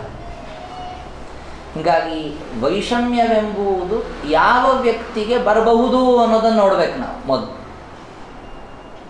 ಕಾರಣವೇ ಇಲ್ಲ ಅಂತಾದಾಗ ವೈಷಮ್ಯವೆಂಬುದು ಭಗವಂತನಲ್ಲಿ ಇಲ್ಲ. ಹಾಗಾದರೆ ವೈಷಮ್ಯದಿಂದ ಆಗಬೇಕಾದ ಕೆಲಸ ಹೇಗಾಯಿತು ಅಂದರೆ ಅದಕ್ಕೆ ಬೇರೆ ಕಾರಣ ಇರಬಹುದು, ವೈಷಮ್ಯನೇ ಕಾರಣ ಆಗಬೇಕು ಅಂತೆಲ್ಲಿದೆ. ನಮ್ಮ ನ್ಯಾಯದಲ್ಲಿ ಒಂದು ಯುಕ್ತಿಯನ್ನು ಹೇಳ್ತಾರೆ, ತೃಣಾರಣಿ ಮಣಿ ನ್ಯಾಯ ಅಂತ ಒಂದು ಹೇಳ್ತಾರೆ. ಕಾಷ್ಠವನ್ನು ತಿಕ್ಕಿದ್ರೂ ಬೆಂಕಿ ಹುಟ್ಟತ್ತೆ, ಸೂರ್ಯನ ಕಿರಣಕ್ಕೆ ಮಣಿಯನ್ನು ಹಿಡಿದ್ರೂ ಬೆಂಕಿ ಹುಟ್ಟತ್ತೆ. ಈ ಎರಡು ತರಹದಿಂದಲೂ ಬೆಂಕಿ ಹುಟ್ಟಲಿಕ್ಕೆ ಸಾಧ್ಯ ಇದೆ ಅಂತಾದಾಗ ಒಂದು ಕಡೆಗೆ ಬೆಂಕಿ ಹುಟ್ಟಿದೆ ಅಂತಂದರೆ ಯಾವುದರಿಂದ ಅಂತ ಅನ್ನೋದನ್ನು ನೀವು ಖಚಿತವಾಗಿ ಹೇಳಲಿಕ್ಕಾಗತ್ತಾ? ಇದರಿಂದಲೋ ಅದರಿಂದಲೋ ಗೊತ್ತಾಗಲ್ಲ, ವಿಚಾರ ಮಾಡಬೇಕಾಗತ್ತೆ. ಮಣಿಯಿಂದ ಹುಟ್ಟುತ್ತಾ ಅಥವಾ ಕಾಷ್ಠವನ್ನು ತಿಕ್ಕಿದ್ರಿಂದ ಹುಟ್ಟುತ್ತಾ ಯೋಚನೆ ಮಾಡಿ ನಾವು ನಿರ್ಣಯ ಮಾಡಬೇಕಾಗತ್ತೆ. ಹಾಗೆ ನಮಗೆಲ್ಲ ಒಬ್ಬೊಬ್ಬರಿಗೆ ಒಂದೊಂದು ತರಹದ ಫಲ ಸಿಗ್ತಾ ಇದೆ ಅಂತನ್ನೋದೇನಿದೆ ಅದು ನಿಜ, ಅದನ್ನೇ ನಾವು ಅಪಲಾಪ ಮಾಡ್ತಾ ಇಲ್ಲ. ಬ್ರಹ್ಮದೇವರನ್ನು ಸತ್ಯಲೋಕದಲ್ಲಿ ಇಟ್ಟಿದ್ದಾರೆ, ಇನ್ನೊಬ್ಬ ಯಾರೊಬ್ಬ ವ್ಯಕ್ತಿ ಇರ್ಲಿಕ್ಕೆ ಜಾಗ ಇಲ್ಲದೆ ಓದಾಡ್ತಾ ಇದ್ದಾನೆ. ಒಬ್ಬ ಭಗವಂತನೇ ಇಬ್ಬರಿಗೂ ಆ ತರಹದ ಸ್ಥಿತಿಯನ್ನು ಕೊಟ್ಟಿತ್ತು. ಯಾಕೆ ಕೊಟ್ಟ? ಭಗವಂತನಲ್ಲಿ ವೈಷಮ್ಯವಿದೆ ಎಂಬ ಕಾರಣದಿಂದ ಹಾಗಾಯಿತೋ ಅಥವಾ ಅದಕ್ಕೆ ಬೇರೆ ಇನ್ನೇನಾದರೂ ಕಾರಣ ಇದೆಯೋ ಅದನ್ನು ನೋಡಬೇಕು. ಸಹಜವಾಗಿ ಲೋಕದಲ್ಲಿ ಈ ತರಹದ ವೈಷಮ್ಯ ಬಂದಾಗ ಅದು ಆ ವ್ಯಕ್ತಿಯಲ್ಲಿ ವೈಷಮ್ಯ ಇದೆ ಅಂತ ನಾವು ಹೇಳ್ತೀವಿ. ಹೇಗೆ ಅಂದರೆ ರಾಜ ಇರ್ತಾನೆ, ಅವನು ನಿರ್ಗುಣನಾದಂತಹ ತನ್ನ ಮಗನನ್ನು ಭಾಳ ಒಳ್ಳೆಯ ಸ್ಥಾನದಲ್ಲಿಡ್ತಾನೆ. ಸಗುಣನಾದಂತಹ ವ್ಯಕ್ತಿಯನ್ನು ಕೂಡ ಎಲ್ಲೋ ಕೀಳಾಗಿ ಇಟ್ಟಿರ್ತಾನೆ. ಯಾಕೆ? ಅವನ ಮಗ ಆಗಿಲ್ಲ ಅನ್ನೋದೇ ಒಂದು ದೊಡ್ಡ ಅಪರಾಧ ಅಷ್ಟೇ, ಅದಕ್ಕೆ ಅವನನ್ನು ಆ ಥರ ಇಟ್ಟಿರ್ತಾನೆ. ಹಾಗೆ ನೋಡಿದ ಕೂಡ ಏನಾಗುತ್ತೆ, ಭಗವಂತನು ಹಾಗೆ ಅಂತ ನಾವು ಒಂದು ಉದಾಹರಣೆ ತಗೊಳಕ್ಕೆ ಹೋದ್ವಿ. ಈಗ ಒಬ್ಬ ಸಾಮಾನ್ಯ ರಾಜನ ಉದಾಹರಣೆಯಿಂದ ಭಗವಂತನಲ್ಲಿ ವೈಷಮ್ಯ ಶಂಕೆ ಬಂದಿತ್ತು. ಆದರೆ ವೈಷಮ್ಯಕ್ಕೆ ಕಾರಣ ಏನು? ರಾಜನಲ್ಲೇ ತೆಗೆದುಕೊಳ್ಳಿ, ವೈಷಮ್ಯ ಯಾಕೆ ಬಂತು? ಅವನು ಪೂರ್ಣನಲ್ಲ, ಅಪೂರ್ಣನಾದದ್ದರಿಂದ ಅವನಿಗೆ ವೈಷಮ್ಯ ಬಂತು. ನನಗೇನೇನಾಗಬೇಕೋ ಎಲ್ಲವೂ ಆಗೋಗಿದೆ, ನನಗೇನು ಬೇಕೋ ಅದೆಲ್ಲ ಇದೆ ಅಂತಿರುವಾಗ ವೈಷಮ್ಯ ಮಾಡೋದಕ್ಕೇನೂ ಕಾರಣವೇ ಇಲ್ಲ. ಯಾಕೆ ಸುಮ್ಮನೆ ವೈಷಮ್ಯ ಮಾಡಬೇಕು? ಎಲ್ಲ ಬೇಕಾದ ಸಾಕಷ್ಟು ದುಡ್ಡಿದ್ದವರು ವೈಷಮ್ಯ ಮಾಡ್ತಾರೆ ಅಂದರೆ ಅವರು ಪೂರ್ಣರಲ್ಲ, ದುಡ್ಡಷ್ಟೇ ತುಂಬಿಕೊಂಡಿದೆ, ಅವರು ಪೂರ್ಣರಲ್ಲ. ಅಥವಾ ಇನ್ನೇನೋ ಜ್ಞಾನ ಇದೆ, ಜ್ಞಾನ ಬೇಕಾದಷ್ಟಿದೆ ಅವರಿಗೆ. ಒಬ್ಬರು ಕೇಳಿದರೆ ಉತ್ತರ ಹೇಳ್ತಾರೆ, ಇನ್ನೊಬ್ರು ಕೇಳಿದರೆ ಉತ್ತರ ಹೇಳಲ್ಲ. ಯಾಕೆ? ವೈಷಮ್ಯ ಇದೆ. ಯಾಕೆ? ಅವ್ರಿಗೆ ಬೇಕಾದಂಥದ್ದು ಏನೋ ಒಂದು ಅಲ್ಲೇನೋ ಅವರು ಅಪೂರ್ಣರಿದ್ದಾರೆ, ಇನ್ನೊಂದು ಯಾವುದೋ ಅಂಶದಲ್ಲಿ ಅಪೂರ್ಣರಿದ್ದಾರೆ. ಕೆಲವು ಸಂದರ್ಭಗಳಲ್ಲಿ ಗುರುಗಳು ಒಬ್ಬ ಕೇಳಿದರೆ ಉತ್ತರ ಹೇಳ್ತಾರೆ, ಇನ್ನೊಬ್ಬ ಕೇಳಿದರೆ ಉತ್ತರ ಹೇಳಲ್ಲ ಅಂತನ್ನೋ ಸಂದರ್ಭದಲ್ಲೂ ಕೂಡ ವೈಷಮ್ಯ ಇದೆ ಅಂತ ಆಗಲ್ಲ. ಅದನ್ನು ನಾವು ಗಮನಿಸಬೇಕಾಗುತ್ತೆ. ಯಾಕೆ? ಆ ಶಿಷ್ಯನಿಗೆ ಯೋಗ್ಯತೆ ಇಲ್ಲ, ಅದಕ್ಕೆ ಹೇಳಲಿಲ್ಲ ಗುರುಗಳು ಅಂತನೂ ಆಗ್ಬೋದಲ್ಲ.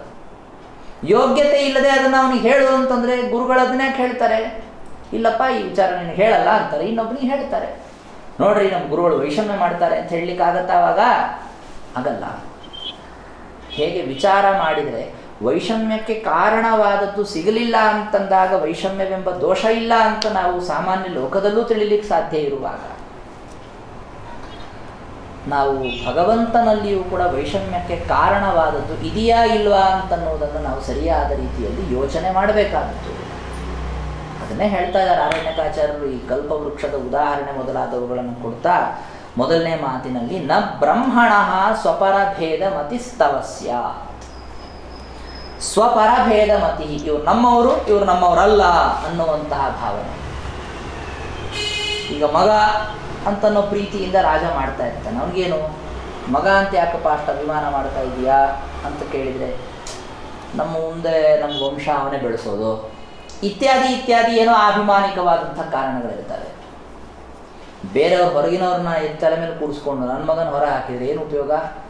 ಏನಿದ್ರು ಕೊನೆಗೆ ಬರೋ ನನ್ನ ಮಗನೇ, ಹಂಗಾಗಿ ಅವನು ನಾನು ಚೆನ್ನಾಗಿ ನೋಡ್ಕೊಳ್ಬೇಕು ಅಂತ ಅವನಿಗೇನೋ ಭಾವನೆ ಇರ್ತದೆ. ಯಾಕೆ? ಅಪೂರ್ಣತೆ ಅನ್ನೋದು ಕಾರಣ ಅದಕ್ಕೆ. ಆದರೆ ನೀನು ಮಾತ್ರ ಪೂರ್ಣನಾದದ್ದರಿಂದ ನಿನಗೆ ನಿನ್ನವರು ನಿನ್ನವರಲ್ಲ ಅನ್ನುವಂತಹ ಭೇದಕ್ಕೆ ಯಾವುದೇ ತರಹದ ಕಾರಣವನ್ನು ಹುಡುಕ್ಲಿಕ್ಕೆ ಬರಲ್ಲ. ಆದ್ದರಿಂದಲೇ ನೀನು ಸಮದೃಶಃ, ಎಲ್ಲರನ್ನ ಒಂದೇ ತರಹ ಕಾಣ್ತೀಯ. ಆದರೆ ಇವತ್ತೆಲ್ಲರನ್ನೂ ಒಂದೇ ತರಹ ಕಂಡ ಮೇಲೆ ಎಲ್ಲರಿಗೂ ಫಲ ಒಂದೇ ಥರ ಕೊಡಬೇಕಲ್ಲ. ಎಲ್ಲರನ್ನೂ ಸತ್ಯಲೋಕದಲ್ಲಿ ಕೂಡಿಸ್ಕೊಂಬಿಡೋದು. ಯಾರು ಕೆಳಗೆ ಯಾರು ಇಲ್ಲೇ ಖಾಲಿ ಭೂಲೋಕ ಪಾತಾಳ ಲೋಕ ಅದನ್ನೆಲ್ಲ ಖಾಲಿ, ನರಕ ಅಂತ ಯಾರು ಹೇಳೋರಿಲ್ಲ ಕೇಳೋರಿಲ್ಲ. ಇಲ್ಲ, ನೀನು ಸಮದರ್ಶಿ ಅಂತ ಆದರೂ ಕೂಡ ಆಗುವ ಫಲಗಳು ಬದಲಾವಣೆ ಆಗತ್ತೆ. ಹೇಗೆ? ಸುರತರೋಹೋ ಅಂತ ಆ ಕಲ್ಪವೃಕ್ಷದ ಉದಾಹರಣೆ ಬಂತು. ಕಲ್ಪವೃಕ್ಷ ಅಂತನ್ನೋದು ಸಮ ಆಗಿದೆ, ಅದಕ್ಕೆ ನಮ್ಮವರಲ್ಲ ಅಂತೇನಿಲ್ಲ. ಯಾವ ತರಹ ಆ ಕಲ್ಪವೃಕ್ಷದ ಸೇವೆಯನ್ನು ಜನ ಮಾಡ್ತಾರೆ, ಹೇಗೆ ಕೇಳಿಕೊಳ್ತಾರೆ, ಅದರ ಪ್ರಕಾರ ಆ ಫಲ ಅಂತನ್ನೋದಲ್ಲಿ ಸಿಗತ್ತೆ. ಹೀಗಾಗಿ ಪ್ರಸಾದ ಇಲ್ಲ ಅಂತಂದರೆ ಭಗವಂತ ಅದಕ್ಕೆ ತಕ್ಕ ಫಲ ಕೊಟ್ಟಿಲ್ಲ. ಭಗವಂತನ ಪ್ರಸನ್ನತೆ ಅಂತನ್ನೋದು ಫಲಕ್ಕೆ ಕಾರಣ. ಭಗವಂತನ ಪ್ರಸನ್ನತೆ ಇಲ್ಲ ಅಂತನ್ನೋದು ಫಲ ಇಲ್ಲ ಅನ್ನೋದಕ್ಕೆ ಕಾರಣ. ಮತ್ತು ಪ್ರಸನ್ನತೆ ಇದೆ ಅನ್ನೋದಕ್ಕೆ ಯಾವುದು ಕಾರಣ ಹಾಗಾದರೆ ಅಂತಂದರೆ ಸೇವೆ ಅನ್ನೋದು ಕಾರಣ. ಸೇವೆಯಲ್ಲಿ ತಾರತಮ್ಯ ಇರ್ತದೆ. ಹಿಂದೆ ಹೇಳಿದ್ವಲ್ಲ, ಸೇವೆಯನ್ನು ಯಾರು ಜಾಸ್ತಿ ಮಾಡಿರ್ತಾರೋ ಅವರು ಎಂದೂ ದೇವರಲ್ಲಿ ವೈಷಮ್ಯವನ್ನು ಶಂಕ ಮಾಡೋದೇ ಇಲ್ಲ. ವೈಷಮ್ಯ ಶಂಕ ಅನ್ನೋದನ್ನು ಮಾಡೋದೇ ಯಾರು ಅಂತಂದರೆ ಕಡಿಮೆ ಸೇವೆ ಮಾಡಿದವರೇ ವೈಷಮ್ಯ ಶಂಕ ಮಾಡೋದು. ಯಾಕೆ? ಅವ್ರಿಗೆ ಫಲ ಕಡಿಮೆ ಸಿಕ್ಕಿರುತ್ತಲ್ಲ. ಯಾವಾಗಲೂ ಫಲ ಜಾಸ್ತಿ ಸಿಕ್ಕಾಗ ನೋಡ್ರಿ ನಮ್ಗೆ ಇಟ್ಟೆ ಕೊಟ್ಬಿಟ್ಟಿದ್ದಾರೆ ಅಂತ ಯಾರೋ ಆಶಂಕ ಮಾಡ್ಲಿಕ್ಕೆ ಹೋಗೋದಿಲ್ಲ. ಕಡಿಮೆ ಸಿಕ್ಕಾಗಲೇ ಒಬ್ರಿಗೊಂಥರ ಇನ್ನೊಬ್ರಿಗೊಂಥರ ಮಾಡ್ತಾರ್ರಿ ಅನ್ನೋ ಆಶಂಕ ತೆಗೆಯೋರೇ ಅವರು. ಅದೇನಾಗಿರುತ್ತೆ, ಲೋಕದಲ್ಲಿ ರಾಜ ಅಂತಾದವನು ಕೂಡ ಒಬ್ರಿಗೊಂಥರ ಇನ್ನೊಬ್ರಿಗೊಂಥರ ಮಾಡ್ತಿರ್ತಾನೆ. ಅದರಲ್ಲಿ ಯಾರು ರಾಜನಿಂದ ಜಾಸ್ತಿ ಗೌರವವನ್ನು ಪಡೆದಿರ್ತಾರಲ್ಲ ಅವ್ರು ಎಂದೂ ರಾಜನ ಮೇಲೆ ಆಕ್ಷೇಪ ಮಾಡಿರೋದೇ ಇಲ್ಲ. ದಿವಸ ಅವರಿಗೆ ದುಡ್ಡನ್ನು ತುಂಬ್ತಾ ಇರ್ತಾನೆ ರಾಜ, ಅವನೆಂದೂ ವೈಷಮ್ಯವನ್ನು ಆಶಂಕ ಮಾಡೋದೇ ಇಲ್ಲ ರಾಜನ ಮೇಲೆ. ಯಾರಿಗೆ ಕಡಿಮೆ ಬಂದಿರುತ್ತಲ್ಲ ಅವನೇ ಆಕ್ಷೇಪ ಮಾಡೋದು, ರಾಜ ವಿಷಮನಿದ್ದಾನೆ, ರಾಜ ಸರಿ ಇಲ್ಲ ಅಂತ. ಅದೇನಾಗೋಗ್ಬಿಟ್ಟಿರುತ್ತೆ, ಅದೃಷ್ಟಕ್ಕೆ ರಾಜನಲ್ಲಿ ವೈಷಮ್ಯ ಇರುತ್ತೆ, ಹೀಗಾಗಿ ಅವನ ಆಕ್ಷೇಪ ಮಾಡಿ ಸರಿ ಹೋಗುತ್ತೆ. ಹೀಗಾಗಿ ಭಗವಂತನಲ್ಲಿ ವೈಷಮ್ಯ ಇದೆ ಅಂತ ಯಾರು ಆಕ್ಷೇಪ ಮಾಡ್ತಾರಲ್ಲ ಅವನ್ನೇ ತಿಳ್ಕೊಂಬಿಡ್ಬೇಕು ಅನ್ನೋದು ಅವ್ರಿಗೆ ಸಂತೃಪ್ತಿ ಇಲ್ಲ, ಅದಕ್ಕೆ ಆಕ್ಷೇಪ ಮಾಡ್ತಾ ಇದ್ದಾರೆ. ಸಿಕ್ಕಿದ್ದು ಸಾಕಾಗಿಲ್ಲ, ಅದಕ್ಕೆ ಆಕ್ಷೇಪ ಮಾಡ್ತಾ ಇದ್ದಾರೆ ಅಂತ ಅದಂತೂ ಮೂಲಭೂತ ನಿರ್ಧಾರ. ಆಕ್ಷೇಪ ಮಾಡ್ತಾ ಇರುವ ವ್ಯಕ್ತಿ ಅಪೂರ್ಣನಾಗಿದ್ದಾನೆ ಅನ್ನೋ ವಿಷಯ ಅದರಲ್ಲಿ ನಿರ್ಧಾರ ಆಗೋಗುತ್ತೆ. ಅವಾಗೇನು ಅಂತಂದರೆ ಅವನ ಆಕ್ಷೇಪ ಮಾತ್ರದಿಂದ ನಾವು ಇನ್ನೊಬ್ಬರನ್ನ ದೂಷಿಸ್ಲಿಕ್ಕೆ ಬರೋದು. ನಾವು ಲೋಕದಲ್ಲೂ ಕೂಡ ಒಬ್ಬ ಒಳ್ಳೆ ರಾಜ ಇಬ್ಬರು ಪ್ರತಿಭಾನ್ವಿತರಾದಂಥವರಿಗೆ ಪುರಸ್ಕಾರವನ್ನು ನೀಡಬೇಕಾದ್ರೆ ಒಬ್ಬರಿಗೆ ಕಡಿಮೆ ಕೊಟ್ಟ ಇನ್ನೊಬ್ಬರಿಗೆ ಜಾಸ್ತಿ ಕೊಟ್ಟ ಅಂತನ್ನುವ ಸಂದರ್ಭದಲ್ಲಿ ಕಡಿಮೆ ಇಸ್ಕೊಂಡವನು ರಾಜನ ಬೈತಾ ಇರ್ತಾನೆ. ನಾವು ರಾಜನ ಬೈತೀವೇನೋ? ನಾವು ಹೇಳ್ತೀವಿ ಇಲ್ಲ, ನಿಷ್ಪಕ್ಷಪಾತವಾಗಿ ವಿಚಾರ ಮಾಡಿ ನೋಡಿದರೆ ರಾಜ ಮಾಡಿ ಸರಿ ಇದೆ. ಯಾಕೆ? ಅವರಲ್ಲಿ ಆ ಗುಣ ಇದ್ದದಕ್ಕೆ ಅವನು ಬೆಲೆ ಕೊಟ್ಟಿದ್ದಾನೆ, ಇವನಲ್ಲಿ ಆ ಗುಣ ಇಲ್ಲ. ಇವನಿಗೆ ಸುಮ್ಮನೆ ತನಗೆ ಕಡಿಮೆ ಬಂದಿದೆ ಅನ್ನೋದಕ್ಕೆ ಸುಮ್ಮನೆ ಬೈಕೊಳ್ತಾ ಇದ್ದಾನೆ ಅಷ್ಟೇ ನಾವು. ಇದನ್ನು ಭಗವಂತನ ಬಗ್ಗೆ ಯಾಕೆ ಮಾಡೋದಿಲ್ಲ ನೀವು? ಭಗವಂತನೂ ಕೂಡ ಹೇಗೆ ಅಂದರೆ ಅವರು ಮಾಡಿದ ಸೇವೆ ಅದರಲ್ಲಿರುವಂಥ ತಾರತಮ್ಯ ನೋಡ್ತಾನೆ, ಅದರ ತಕ್ಕ ಹಾಗೆ ಫಲವನ್ನು ಕೊಡ್ತಾನೆ. ಇದಕ್ಕೆ ಉದಾಹರಣೆ ಯಾವುದಾದ್ರೂ ಇದೆಯಾ ಅಂತ ಕೇಳಿದ್ದಕ್ಕೆ ಮುಂದೆ 8ನೇ ಸ್ಕಂದದ ಶ್ಲೋಕ, ಈ ದೇವತೆಗಳಿಗೂ ಮತ್ತು ದೈತ್ಯರಿಗೂ ಸೇರಿ ಸಮುದ್ರ ಮಂಥನ ಆಯ್ತಲ್ಲ, ಆ ಪ್ರಸಂಗದ ಉದಾಹರಣೆ. ಸುರಗಣ, ದೇವತೆಗಳು ಹಾಗೂ ದೈತ್ಯರು ಇವರಿಬ್ಬರಿಗೂ ಕೂಡ ನೋಡ್ರಿ ದೇಶ, ಕಾಲ, ಸಾಧನ, ಪ್ರಯೋಜನ ಎಲ್ಲವೂ ಕೂಡ ಏನಾಗಿತ್ತು ಅಂತಂದರೆ ಇತ್ತು. ಅಂದರೆ ಒಂದೇ ಪ್ರದೇಶದಲ್ಲಿ ಇಬ್ಬರು ಸೇರಿತು. ದೇವತೆಗಳು ದೈತ್ಯರು ಇಬ್ಬರೂ ಕೂಡ ಕ್ಷೀರ ಸಮುದ್ರದ ಪ್ರದೇಶದಲ್ಲಿ ಸೇರಿತು, ಒಂದೇ ಕಾಲದಲ್ಲಿ ಸೇರಿತು. ಉಪಯೋಗಿಸಿದಂತಹ ಸಾಧನ ಯಾವುದು? ಮಂದರ ಪರ್ವತ ಅಥವಾ ವಾಸುಕಿ ನಾಗ. ಪ್ರಯೋಜನ ಇಬ್ಬರಿಗೂ ಏನಿತ್ತು? ಅಮೃತ ಬೇಕು ಅನ್ನೋದೇ ಇತ್ತು. ಮತ್ತೆ ಯೋಗ ಅಂದರೆ ಉಪಾಯ ಏನಿತ್ತು ಅಂತಂದರೆ, ಇಬ್ಬರಿಗೂ ಒಬ್ಬರನ್ನ ಕಂಡ್ರೆ ಇನ್ನೊಬ್ರಿಗೆ ಆಗಲ್ಲ ವಾಸ್ತವಿಕವಾಗಿ ದೇವಾಸುರರಿಗೆ. ಆದರೆ ಆ ವೈರವನ್ನು ಆವಿಷ್ಕಾರ ಮಾಡದೇ ಇರೋದು ಅನ್ನೋಂಥ ಒಂದು ಒಳ್ಳೆಯ ಉಪಾಯ ಹಿಡ್ಕೊಂಡಿತ್ತು. ಇಂದ್ರ ಬಂದು ಬಲಿ ಮೊದಲಾದವರ ಜೊತೆಗೆ ಸಂಧಾನವನ್ನು ಮಾಡಿಕೊಂಡು ಬಿಟ್ಟಿದ್ದಾನೆ. ಜಗಳ ಒಳಗೊಳಗೆ ಇದ್ರೂ ಕೂಡ ಅವನು ಉಪಯೋಗ ಇಲ್ಲ ಅಂತ ಇವನು ಅಂದ್ಕೊಳ್ತಾನೆ, ಇವನು ಉಪಯೋಗ ಇಲ್ಲ ಅಂತ ಅವನು ಅಂದ್ಕೊಳ್ತಾನೆ. ಹೊರಗೆ ಬಾಯಿಂದ ಅವ್ರು ಹೇಳ್ತಾ ಇಲ್ಲ, ತಮ್ಮ ಕೃತಿಯಲ್ಲೂ ತೋರಿಸ್ತಾ ಇಲ್ಲ. ಇದೇ ಯೋಗ. ಇಷ್ಟೆಲ್ಲ ಇದೆ. ಆಮೇಲೆ ಗತಿ ಅಂದರೆ ವ್ಯಾಪಾರ, ಜಗ್ಗಾಡೋದು. ಈ ದೇವತೆಗಳು ಜಾಸ್ತಿ ಜಗ್ಲಿ, ನಾವ್ಯಾಕೆ ಜಾಸ್ತಿ ಜಗ್ಬೇಕು? ಪಾಪ ದೈತ್ಯರೇನು ಕಡಿಮೆ ಜಗ್ಗಿಲ್ಲ, ಅವರು ಕೂಡ ಶಕ್ತಿ ಹಾಕೇ ಜಗ್ಗಿದ್ದಾರೆ. ದೇವತೆಗಳು ಎಷ್ಟು ಜಗ್ಗಿದಾರೋ ಆ ವಾಸುಕಿಯನ್ನು, ದೈತ್ಯರು ಪಾಪ ಅಷ್ಟೇ ಜಗ್ಗಿದ್ದಾರೆ. ಇವೆಲ್ಲ ಸಮಾನವಾದದ್ದು. ಯಾವ್ಯಾವುದು? ಸಮಾನವಾದಂತಹ ದೇಶ, ಕಾಲ, ಹೇತು, ಅರ್ಥ, ಯೋಗ, ಗತಿ ಇವು ದೇವಾಸುರರಿಗೆ ಸಮಾನವಾಗಿತ್ತು. ಆದರೂ ಕೂಡ ಫಲೇ ವಿಕಲ್ಪ, ಫಲದಲ್ಲಿ ಮಾತ್ರ ಏನಾಗೋಗ್ಬಿಡ್ತು ಅಂದರೆ ಇವರು ವಿರುದ್ಧ ಕಲ್ಪಗಳು ಬಂತು. ಅಂದರೆ ಇವ್ರಿಗೆ ಅಮೃತ ಸಿಕ್ತು, ಇವ್ರಿಗೆ ಸಿಗಲಿಲ್ಲ. ಹೇಗದು ಅದನ್ನೇ ವಿವರಣೆ ಮಾಡ್ತಾರೆ ನೋಡ್ರಿ. ಅಮೃತಂ ಸುರಗಣ ಫಲಂ ಅಂಜಸ ಆಪುಹು. ದೇವತೆಗಳು ಅಮೃತವನ್ನ ಪಡೆದರು, ಆದರೆ ದೈತ್ಯರು ಹೊಂದಿಲ್ಲ.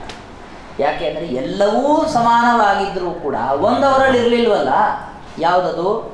ಯತ್ಪಾದ ಪಂಕಜ ರಜಶ್ರಯಣಾತ್. ದೇವತೆಗಳು ಭಗವಂತನ ಪಾದವನ್ನು ಆಶ್ರಯಿಸಿದ್ರು, ಇವರು ಆಶ್ರಯಿಸಿರಲಿಲ್ಲ. ಆಶ್ರಯಿಸಿ ಬಿಟ್ಟಿದ್ದರೆ ಭಗವಂತ ಅವರಿಗೂ ಅಮೃತವನ್ನು ದೊರಕಿಸ್ತಿದ್ದ ಅಂತ ಅಭಿಪ್ರಾಯ. ಪರಮಾತ್ಮ ಬ್ರಹ್ಮದೇವರು ತನ್ನನ್ನು ವಿಶೇಷವಾಗಿ ಆರಾಧನೆ ಮಾಡ್ತಾರೆ ಅಂತನ್ನುವ ಒಂದೇ ಒಂದು ಕಾರಣಕ್ಕೆ ಅವರು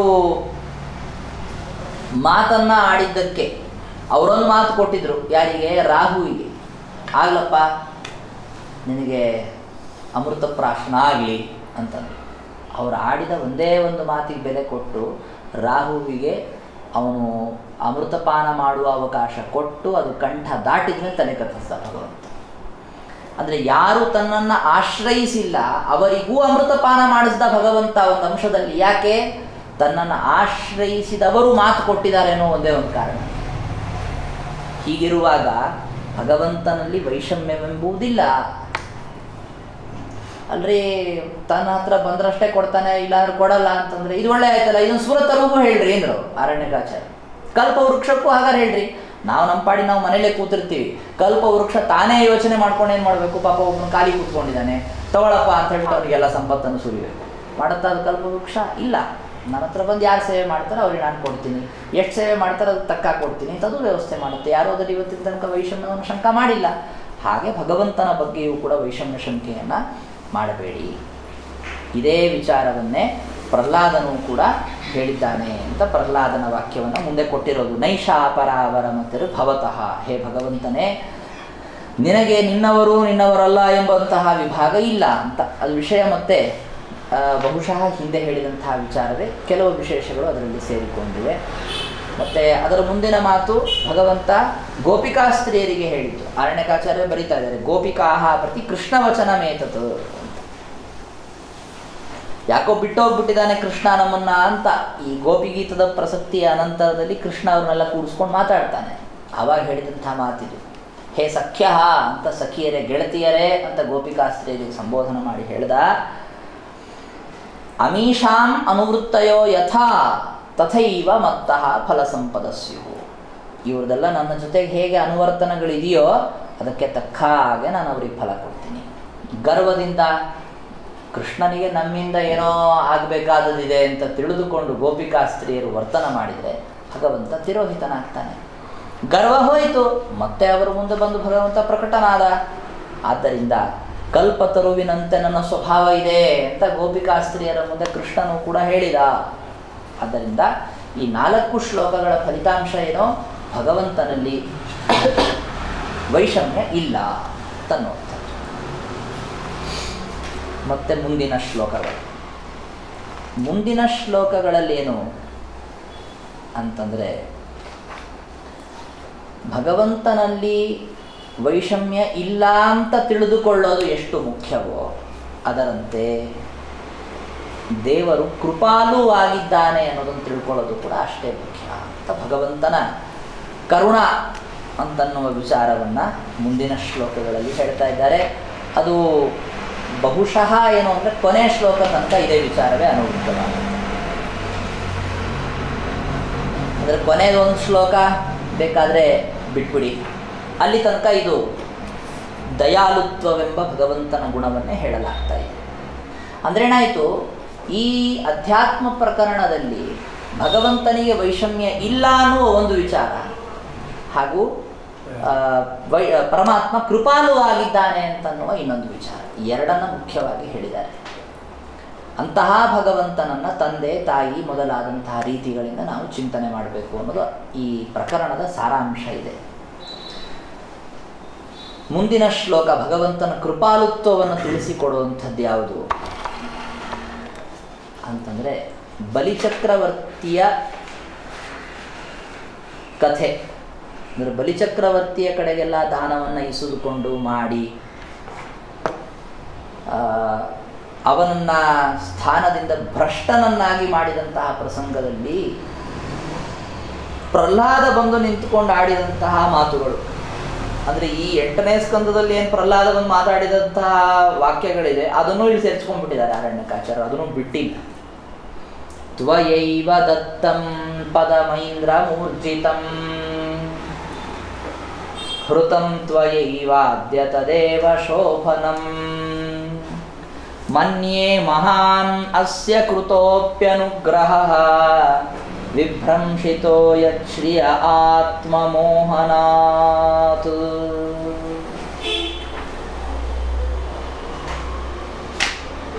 ಯತ್ಪಾದಯೋರವಶಧೀ ಸಲಿಲಂ ಪ್ರದಾಯ ದೂರ್ವಾಂಕುರೈರಪಿ ವಿಧಾಯ ಸತೀಂ ಸಪರ್ಯಾಂ ಅತ್ಯುತ್ತಮಾಂ ಗತಿಮಸೌ ಭಜತೆ ತ್ರಿಲೋಕೀಂ ದತ್ವಾ ನ ವಿಕ್ಲವಮನಾಃ ಕಥಮಾರ್ತಿ ಮೃಚ್ಛೇತ್.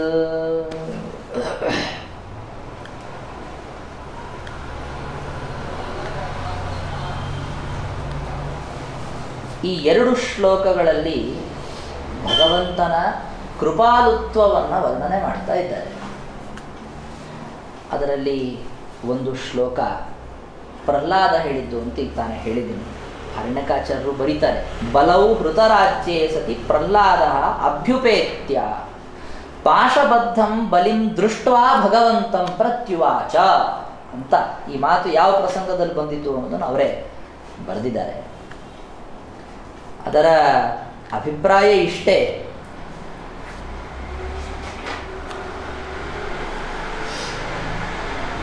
ಸಾಮಾನ್ಯವಾಗಿ ಇಂತಹ ಕಠಿಣ ಪರಿಸ್ಥಿತಿಯಲ್ಲಿ ಬಲಿಚಕ್ರವರ್ತಿ ಇದ್ದಾಗ ತುಂಬ ಜನ ಏನಂದ್ಕೊಂಡಿರಬಹುದು, ಏನೋ ದೇವರ ಅನ್ಯಾಯ ಮಾಡಿದ್ದಾನೆ, ಈ ಥರ ಮಾಡಬಾರ್ದಾಗಿತ್ತು, ಇಷ್ಟೆಲ್ಲ ದಾನ ಮಾಡಿದ್ದಾನೆ ಅಂತಂದರೆ ಅವನಿಗೆ ಈ ತರಹದ ಪರಿಸ್ಥಿತಿಯನ್ನು ತಂದು ಕೊಡಬಾರ್ದಾಗಿತ್ತು ದೇವರು ಅಂತ ಕೆಲವರು ಅಂದುಕೊಳ್ತಿದ್ರು. ಗರುಡನನ್ನು ಕರೆದದ್ದು, ಬಂಧನ ಮಾಡು ಅಂತ ಹೇಳಿದ್ದು, ದೇವರು ನಡೆದುಕೊಂಡಂತಹ ರೀತಿಯನ್ನು ನೋಡಿಬಿಟ್ರೆ ಇವನಿಗೆ ಏನೇನು ಕರುಣೆ ಅಂತ ಅನ್ನೋದ್ರ ಲವಲೇಶ ಇಲ್ಲ, ಸ್ವಾರ್ಥ ಸಾಧಕನಾಗಿದ್ದಾನೆ ಇವನು. ತಮ್ಮ ಅಣ್ಣನಿಗೆ ಅಂತ ಸಂಪತ್ತನ್ನು ಕೊಡಬೇಕು ಎಂಬ ಒಂದೇ ಒಂದು ಕಾರಣಕ್ಕೆ ನನ್ನ ಹತ್ರ ಬಂದೆಲ್ಲ ಕಿತ್ಕೊಂಡ ಅಂತ ಬಲಿಚಕ್ರವರ್ತಿಯು ಅನ್ಕೋಬೇಕು, ಬೇರೆಯವರೆಲ್ಲ ಅನ್ಕೋಬೇಕು. ಆದರೆ ನಮ್ದು ಹೇಗಿದೆ ಅಂತಂದರೆ ಆ ವ್ಯಕ್ತಿಗಳೇ ಅಂದುಕೊಂಡಿರೋದಿಲ್ಲ, ಅದನ್ನು ನಾವು ಸುಮ್ಮನೆ ಅಂದುಕೊಂಡು ಭಗವಂತನನ್ನ ನಿಷ್ಕರುಣೆ ಉಳ್ಳವನು ಅಂತ ನಾವು ಅಂದ್ಕೊಳ್ತೀವಿ. ಅದಕ್ಕೆ ಇಲ್ಲಿ ಕೊಡ್ತಾ ಇರುವಂಥದ್ದು ಪ್ರಹ್ಲಾದನ ಮಾತು. ಪ್ರಹ್ಲಾದ ಬಹಳ ಸಂತೋಷ ಪಟ್ಟನು. ಮನ್ಯೆ ಮಹಾನ್ ಅಸ್ಯ ಕೃತೋಪ್ಯನುಗ್ರಹ, ನೀನಿವನಿಗೆ ಬಹಳ ದೊಡ್ಡ ಅನುಗ್ರಹವನ್ನು ಮಾಡಿದೀಯ ನನ್ನ ಮಗನಿಗೆ, ನನ್ನ ಮೊಮ್ಮಗನಿಗೆ ಅಂತ ನಾನು ಭಾವಿಸ್ತೀನಿ. ಯಾಕೆ?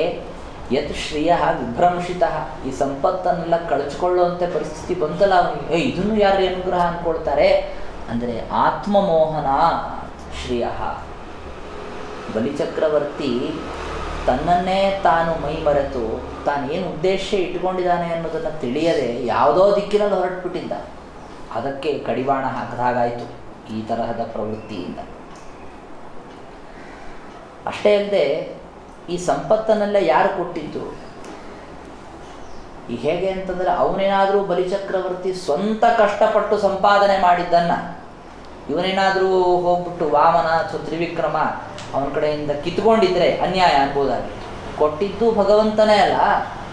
ತುಂಬ ಜನ ಅದನ್ನು ಅನುಸಂಧಾನ ಮಾಡ್ಕೊಂಡಿಲ್ಲ, ನಾನು ಅದನ್ನು ಅನುಸಂಧಾನ ಮಾಡ್ಕೊಳ್ತೀನಿ ಅನ್ನೋ. ತ್ವಯೈವ ದತ್ತಂ ಪದ ಮಹೀಂದ್ರ ಮೂರ್ಜಿತಂ. ಈ ಇಂದ್ರ ದೇವತೆಯ ಪದವಿ ಅಂತ ಅನ್ನೋದೇನಿದೆಯಲ್ಲ, ಇದನ್ನು ಇಷ್ಟು ದಿವಸ ಆದರೂ ಅವನು ಯಾಕೆ ಇಟ್ಕೊಂಡಿದ್ದ? ನೀನೇ ಕೊಟ್ಟಿದ್ದಕ್ಕೆ ಇಟ್ಕೊಂಡಿದ್ದ. ಅದನ್ನು ತ್ವಯೈವ ಹೃತಂ, ನೀನೇ ಹರಣ ಮಾಡಿದೀಯಾ ಅಂತ ಅನ್ನೋದೇನಿದೆಯಲ್ಲ ಅದು ಸರಿಯೇ ಇದೆ. ಹೀಗಾಗಿ ಯಾವಾಗ ಯಾರಿಗೆ ಯಾವುದನ್ನು ಕೊಡಬೇಕು, ಯಾವಾಗ ಇಸ್ಕೊಳ್ಬೇಕು. ತಂದೆ ತಾಯಿಗಳೇನು ಮಾಡ್ತಾರೆ, ಮಕ್ಕಳಿಗೆ ಒಂದು ಕಾಲದಲ್ಲಿ ಆಟಿಕೆಯನ್ನು ಕೊಡ್ತಾರೆ ಆಟ ಆಡಿ ಅಂತ. ಸ್ವಲ್ಪ ಹೊತ್ತಾದ್ರೆ ಮತ್ತೆ ಅವರೇ ಅದನ್ನ ಇಸ್ಕೊಂಡು ಎತ್ತಿಟ್ಬಿಡ್ತಾರೆ. ಕೊಟ್ಟಾಗ ಭಾಳ ಒಳ್ಳೆಯವ್ರು ನಾವು ಅಪ್ಪ ಅಮ್ಮ ಅಂದ್ಕೊಂಡಿರ್ತಾವೆ ಮಕ್ಕಳು. ಇಸ್ಕೊಂಡು ಕೂಡಲೇ ಏನು ಉಪಯೋಗ ಇಲ್ಲ, ಬುದ್ಧಿ ಇಲ್ಲ ಇವರಿಗೆ ಬೈಕೊಳ್ತಾರೆ. ಆದರೆ ಯಾಕೆ ಕೊಟ್ಟರು, ಯಾಕೆ ಇಸ್ಕೊಂಡ್ರು ಅಂತ ಅನ್ನೋದ್ರ ಹಿನ್ನೆಲೆಯಲ್ಲಿ ಕಾರಣ ಯಾರಿಗೆ ಗೊತ್ತು? ಅವರ ಉದ್ದೇಶ ಏನಿರುತ್ತೆ ಅಂತಂದರೆ ಅದನ್ನು ಇಟ್ಕೊಂಡು ಆಟ ಆಡಿ ಸ್ವಲ್ಪ ಹೊತ್ತು ಸಂತೋಷ ಪಡಲಿ. ಆದರೆ ಅದರಲ್ಲೇ ಇವರು ಕೂತ್ಕೊಂಡ್ಬಿಟ್ರು ಅಂತಂದರೆ ಮತ್ತೆ ಆತ್ಮಮೋಹನವಾಗತ್ತೆ ಅನ್ನೋ ದೃಷ್ಟಿಯಲ್ಲಿ ಅದನ್ನು ಇಸ್ಕೊಂಡಿರ್ತಾರೆ. ಈ ಶ್ಲೋಕದ ಅದಕ್ಕೆ ವಿವರಣೆ ಮಾಡಬೇಕಾದ್ರೆ ಅರಣ್ಯಕಾಚಾರ್ಯರು ಸಣ್ಣ ಸಣ್ಣ ಭಾಗವತದ ಕೆಲವು ಶ್ಲೋಕಗಳನ್ನು ಕೊಟ್ಟಿದ್ದಾರೆ. ಈ ಬಲಿಚಕ್ರವರ್ತಿ ಹತ್ರ ಎಲ್ಲ ಏನು ಇಸ್ಕೊಂಡಿದ್ನಲ್ಲ ಭಗವಂತ, ಆ ಸಂದರ್ಭದಲ್ಲಿ ಆ ಪ್ರಸಂಗವನ್ನು ನೋಡಲಿ ಬ್ರಹ್ಮದೇವರು ಬಂದು ನಿಂತ್ಕೊಂಡಿದ್ರು. ಬ್ರಹ್ಮದೇವರಿಗೆ ದೇವರು ಹೇಳಿದವ, ಬ್ರಹ್ಮನ್ ಯಮನು ಗೃಹಾಮಿ ತದ್ವಿತ್ತಂ ವಿಧುನೋಮ್ಯಹಂ ಯನ್ಮದ ಪುರುಷ ಸ್ತಬ್ಧ ಲೋಕಂ ಮಾಂಚ ಅವಮನ್ಯತೆ ಅಂತ.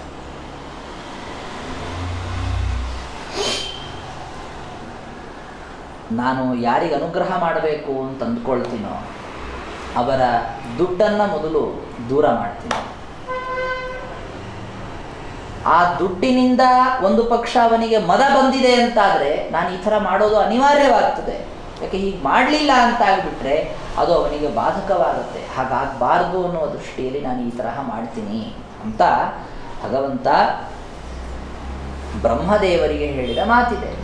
ಅದಕ್ಕೂ ಹಾಗೂ ಪ್ರಹ್ಲಾದ ಹೇಳಿದ ಮಾತಿಗೂ ಸಂವಾದ ಇದೆ. ಆದ್ದರಿಂದ ಪ್ರಹ್ಲಾದ ಹೇಳಿದಂತಹ ಮಾತನ್ನು ನಾವು ಒಪ್ಪಿಕೊಳ್ಬೇಕು. ಇದು ಪ್ರಹ್ಲಾದ ಹೇಳಿದ ಮಾತು.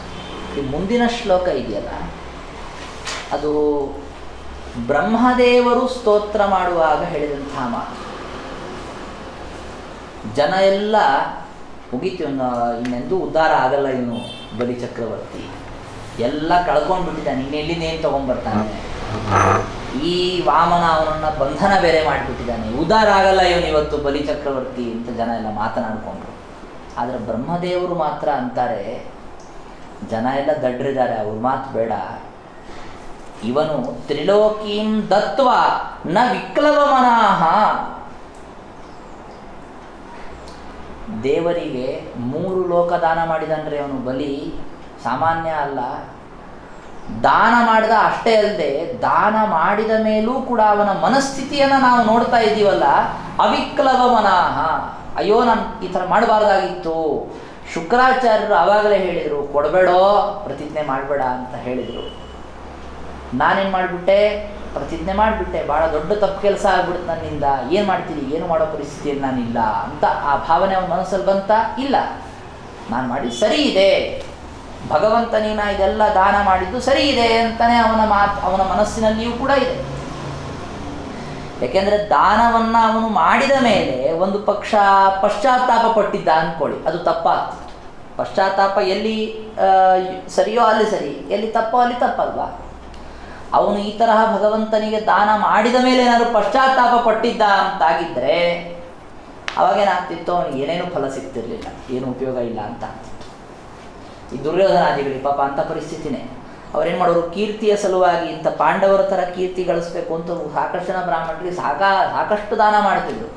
ದಾನ ಮಾಡಿದ್ಮೇಲೆ ಒಳಗೆ ಅನ್ಕೊಳ್ತಿದ್ದ ಅವನು ದುರ್ಯೋಧನ, ಏನು ಮಾಡ್ತೀರಿ ಹೇಳ್ರಿ, ಕೊಡದೇ ಇದ್ರೆ ಅವ್ರ ಥರ ಕೀರ್ತಿ ಬರಲ್ಲ, ಅದು ಸಲುವಾಗಿ ಕೊಡಬೇಕಾಗಿದ್ದು, ನನಗೆ ನಿಜವಾಗ್ಲೂ ಹೇಳ್ಬೇಕು ಕೊಡೋ ಮನಸ್ಸಿಲ್ಲ ಅಂದ್ಕೊಳ್ತಿದ್ದ ಪಾಪ ಮನಸ್ಸಲ್ಲ.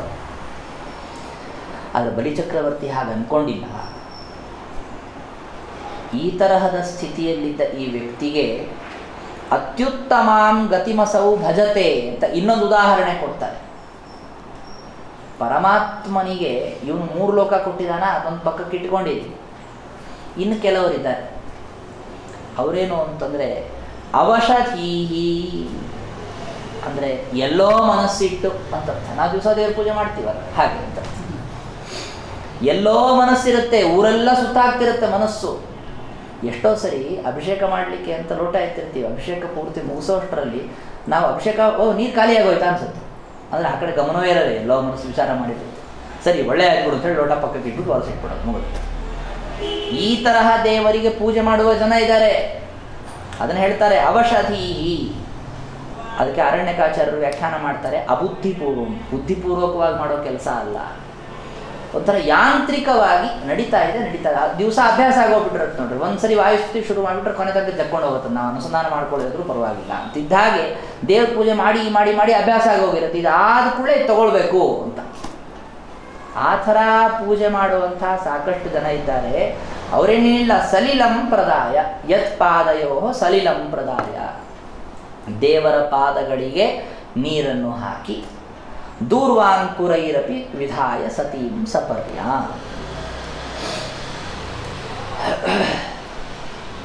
ದೂರ್ವಾಂಕುರಗಳು ಅಂದರೆ ಗರಿಕೆಯ ಸಣ್ಣ ಚಿಗುರು ಭಾಗಗಳನ್ನು ದೇವರಿಗೆ ಅರ್ಪಣ ಮಾಡಿ. ಅಂದ್ರೇನು, ಇದು ಯಾವುದೋ ಅವ್ರ ಅಪ್ಪನ ಮನೆ ಗಂಟಲ್ಲ, ನೀರು ತನ್ಪಾಡಿತ ಹರಿದೋಗ್ತಾ ಇರೋ ನೀರು. ಅದು ಗರಕೆನೂ ಕೂಡ ಎಲ್ಲೋ ತನ್ಪಾಡಿತನ ಮಳೆ ಬಂದಿದ್ದಕ್ಕೆ ಕಾಡಲ್ಲಿ ಬೆಳ್ಕೊಂಡಿರೋದು. ಅದನ್ನು ಕಿತ್ಕೊಂಬಂದು ತಂದಿಟ್ಬಿಟ್ಟು ಅದನ್ನು ಎಲ್ಲೋ ನೋಡ್ಕೊಂಡು ಯಾವುದೋ ವಿಚಾರದಲ್ಲಿ ಹಾಕಿದರೂ ಕೂಡ ಏನಾಗುತ್ತೆ, ಇಷ್ಟು ಪೂಜೆಯಿಂದ ಅತ್ಯುತ್ತಮಾಂ ಗತಿಮಸೌ ಭಜತೆ, ಬಹಳ ಉತ್ತಮವಾದ ಗತಿಯನ್ನು ಅವನು ಹೊಂದುತ್ತಾನೆ. ಯಾಕೆ, ಎಲ್ಲೋ ಹಾಕ್ಲಿಲ್ವಲ್ಲ ನೀರವನು, ದೇವರ ಪ್ರತಿಮೆ ಮೇಲೆ ನೀರು ಹಾಕಿದ್ನಲ್ಲ, ಆ ಗರಿಕೆಯನ್ನು ಇನ್ನೆಲ್ಲೋ ತಗೊಂಡೋಗಿ ಹಾಕ್ಲಿಲ್ವಲ್ಲ, ದೇವರ ಮೇಲೆ ಇಟ್ಟಿದ್ದಾನೆ ಅಂತನ್ನುವಂತಹ ಒಂದೇ ಒಂದು ಕಾರಣಕ್ಕೆ ಅವನಿಗೆ ಉತ್ತಮವಾದ ಗತಿಯಾಗತ್ತಂತೆ. ಹೀಗಿರುವಾಗ 3 ಲೋಕವನ್ನು ಕೊಟ್ಟಂತಹ ಬಲಿಚಕ್ರವರ್ತಿ ಇದಾನಲ್ಲ, ಇವನು ಕಥಂ ಆರ್ತಿ ಮೃಚ್ಛೇತ್, ಇವನಿಗೆ ಕೆಟ್ಟದಾಗತ್ತೆ ಅಂತ ಹೇಗೆ ಹೇಳಲಿಕ್ಕೆ ಸಾಧ್ಯ? ಯಾರು ಯಾರು ತಿಳ್ಕೊಳ್ತಾರೆ ಅಂದರೆ ಅದು ತಪ್ಪು ಅಂತ ಬ್ರಹ್ಮದೇವರು ಹೇಳಿದಂಥ ಮಾತಿದು. ಯತ್ ಪಾದಯೋರವಶಧೀಹಿ ಸಲಿಲಂ ಪ್ರದಾಯ ದೂರ್ವಾಂಕುರೈರಪಿ ವಿಧಾಯ ಸತೀಂ ಸಪರ್ಯಾಂ ಅತ್ಯುತ್ತಮಾಂ ಗತಿಮಸೌ ಭಜತೆ ತ್ರಿಲೋಕೀಂ ದತ್ವಾ ನ ವಿಕ್ಲವ ಮನಃ ಕಥಮಾರ್ತಿ ಮೃಚ್ಛೇತ್ ಅಂತ ಭಗವಂತನ ಬಗ್ಗೆ, ಭಗವಂತನ ಪ್ರೀತಿಗಾಗಿ ಅಂತ ಅವನು ಕೊಟ್ಟಿದ್ದು ವ್ಯರ್ಥವಲ್ಲ ಅಂತನ್ನೋದನ್ನು ಸಮರ್ಥನೆ ಮಾಡಿ ಕೊಟ್ಟಿದ್ದಾರೆ. ಅಂದರೆ ಭಗವಂತ ಇಷ್ಟು ಯೋಚನೆ ಮಾಡ್ತಾನೆ ಅಂತಂದರೆ ಅವನು ಕರುಣಾಳು ಆಗಿರಲೇಬೇಕು ಅಂತ ಅರ್ಥ. ಬೇರೆಯವನಾಗಿದ್ರೆ ಏನು ಮಾಡ್ತಿದ್ರು ಅಂತಂದರೆ, ಕೊಟ್ಟಿದ್ದಾನೆ ಬಿಡ್ರಿ, ಸಾಕಷ್ಟಿತ್ತು ಕೊಟ್ಟಿದ್ದಾನೆ, ಮಾಡೋದೆಲ್ಲ ಮೋಸ ಮಾಡಿ ಸಂಪಾದನೆ ಮಾಡಿದ್ದಾನೆ, ಮತ್ತೀಗ ಕೊಟ್ಟಿದ್ದಕ್ಕೆ ಬೇರೆ ಫಲ ಕೊಡಬೇಕು ಅಂತ ಏನೇನು ಕೊಡಲ್ಲ, ಬಿದ್ದಿದಂತ ಹೇಳಿ ಕಳಿಸ್ತಾರೆ ಲೋಕದಲ್ಲಿ. ಬೇರೆಯವರಾದರೆ ಹೇಳ್ತಿದ್ರು, ಭಗವಂತ ಹಾಗೆ ಮಾಡಲ್ಲ ಅಂತ ಬ್ರಹ್ಮದೇವರು ಹೇಳಿದ್ದಾರೆ. ಅಷ್ಟೇ ಅಲ್ಲದೆ ಇವೆಲ್ಲ ಬೇರೆಯವರೆಲ್ಲ ಹೇಳ್ತಾ ಇದ್ದಾರೆ ಅಂತಲ್ಲ, ಬೇರೆಯವರೆಲ್ಲ ಬಲಿಚಕ್ರವರ್ತಿಯನ್ನು ಬಿಡಿಸು ಮಾಡು ಅಂತೆಲ್ಲ ಪ್ರಾರ್ಥನೆ ಮಾಡ್ತಾ ಇದ್ದಾರೆ. ಆದರೆ ಬಲಿಚಕ್ರವರ್ತಿಯೇ ಮಾತ್ರ ನನ್ನ ಬಿಡಿಸು ಮಾಡು ಏನೂ ಪ್ರಾರ್ಥನೆ ಮಾಡಿಲ್ಲ. ಅವನು ಯಾವ ಸ್ಥಿತಿಯಲ್ಲಿದ್ದ. ಈ ಬೇರೆ ಬೇರೆಯವ್ರ ಮಾತುಗಳನ್ನು ನಾವು ಕೇಳೋದಾಯ್ತು, ಬಲಿಚಕ್ರವರ್ತಿ ಹೇಳಿದ ಮಾತನ್ನು ಕೂಡ ಕೇಳ್ರಿ ಅಂತ ಅವನು ಆಡಿದಂಥ ಒಂದು ಮಾತನ್ನು ಕೊಡ್ತಾರೆ. ಬಿಭೇಮಿ ನಾಹಂ ನಿರಯಾತ್ ಪದಚ್ಯುತಃ ನ ಪಾಶಬಂಧಾತ್ ವ್ಯಸನಾತ್ ದುರತ್ಯಯಾತ್ ನ ಚಾರ್ಥಕೃಚ್ಛ್ರಾತ್ ಭವತೋ ವಿನಿಗ್ರಹಾತ್ ಅಸಾಧುವಾದಾತ್ ಪೃಷಮುದ್ವಿಜೇಯಥಾ.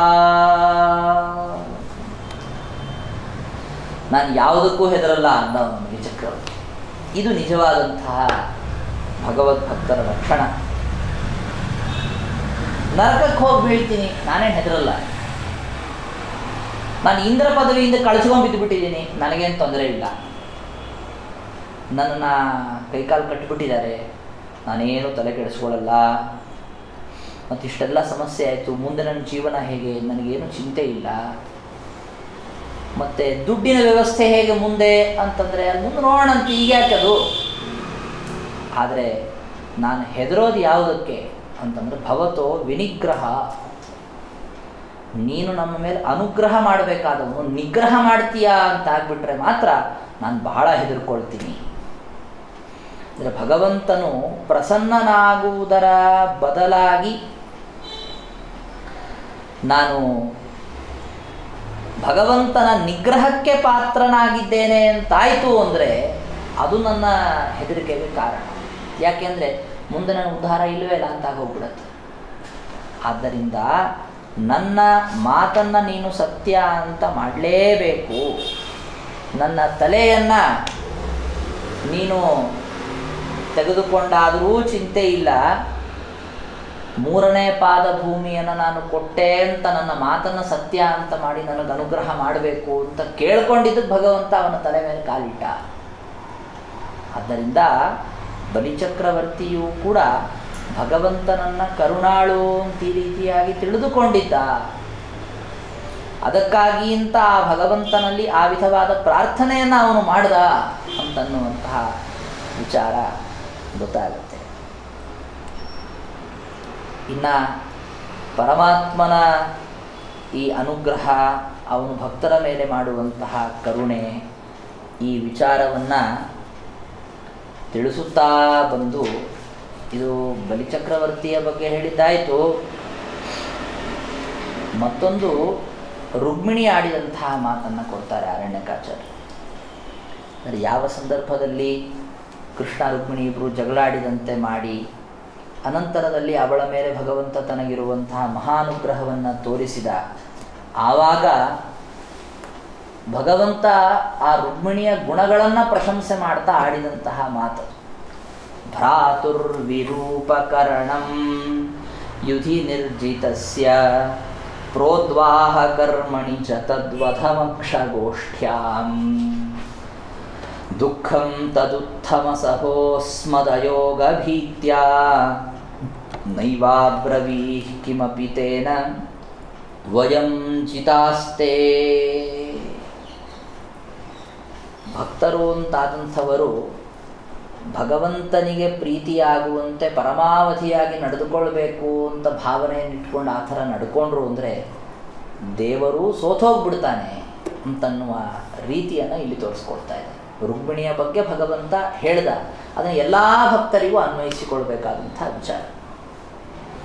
ರುಕ್ಮಿಣಿ ಹೇಳ್ತಾ ಇದ್ದಾನೆ ಕೃಷ್ಣ ಏನು ಅಂದರೆ ತೇನ ವಯಂ ಜಿತಾಸ್ತೆ ಅಂತ, ನಾನು ಸೋತೋಗ್ಬಿಟ್ಟಿದ್ದೀನಮ್ಮ ಅಂದ. ಯಾಕೆ ಅಂತಂದರೆ ನಿನ್ನನ್ನು ಏನೋ ನೀನು ನನ್ನನ್ನು ಅಪೇಕ್ಷೆ ಪಟ್ಟು ವಿವಾಹ ಮಾಡ್ಕೊಳ್ಬೇಕು ಅಂತ ಕೇಳ್ಕೊಂಡಿದ್ದಕ್ಕೆ ನಾನು ಕರ್ಕೊಂಡು ಹೋಗೋದಕ್ಕೆ ಅಂತ ಬಂದೆ. ಕರ್ಕೊಂಡು ರಥದಲ್ಲಿ ಕೂಡಿಸ್ಕೊಂಡು ಸ್ವಲ್ಪ ಹೊತ್ತಿಗೇನೆ ಮೊದಲನೇದು ನಿನಗೆ ಅಪೇಕ್ಷಿತವಾಗದೇ ಇರುವಂತೆ ನಾನು ನಡೆದುಕೊಂಡಿದ್ದೇನೋ. ಭ್ರಾತುರ್ ವಿರೂಪಕರಣಂ ಯುಧಿ ನಿರ್ಜಿತಸ್ಯ, ನಿನ್ನ ಅಣ್ಣ ರುಗ್ಮಿ ಅವನನ್ನು ತಲೆಬೋಳಿಸಿ ಅತ್ಯಂತ ವಿರೂಪನನ್ನಾಗಿ ಮಾಡಿದ್ದೀನೋ, ಒಂಥರ ಅಸಹ್ಯ ಕಾಣುವಂತೆ ಮಾಡಿಬಿಟ್ವಿ.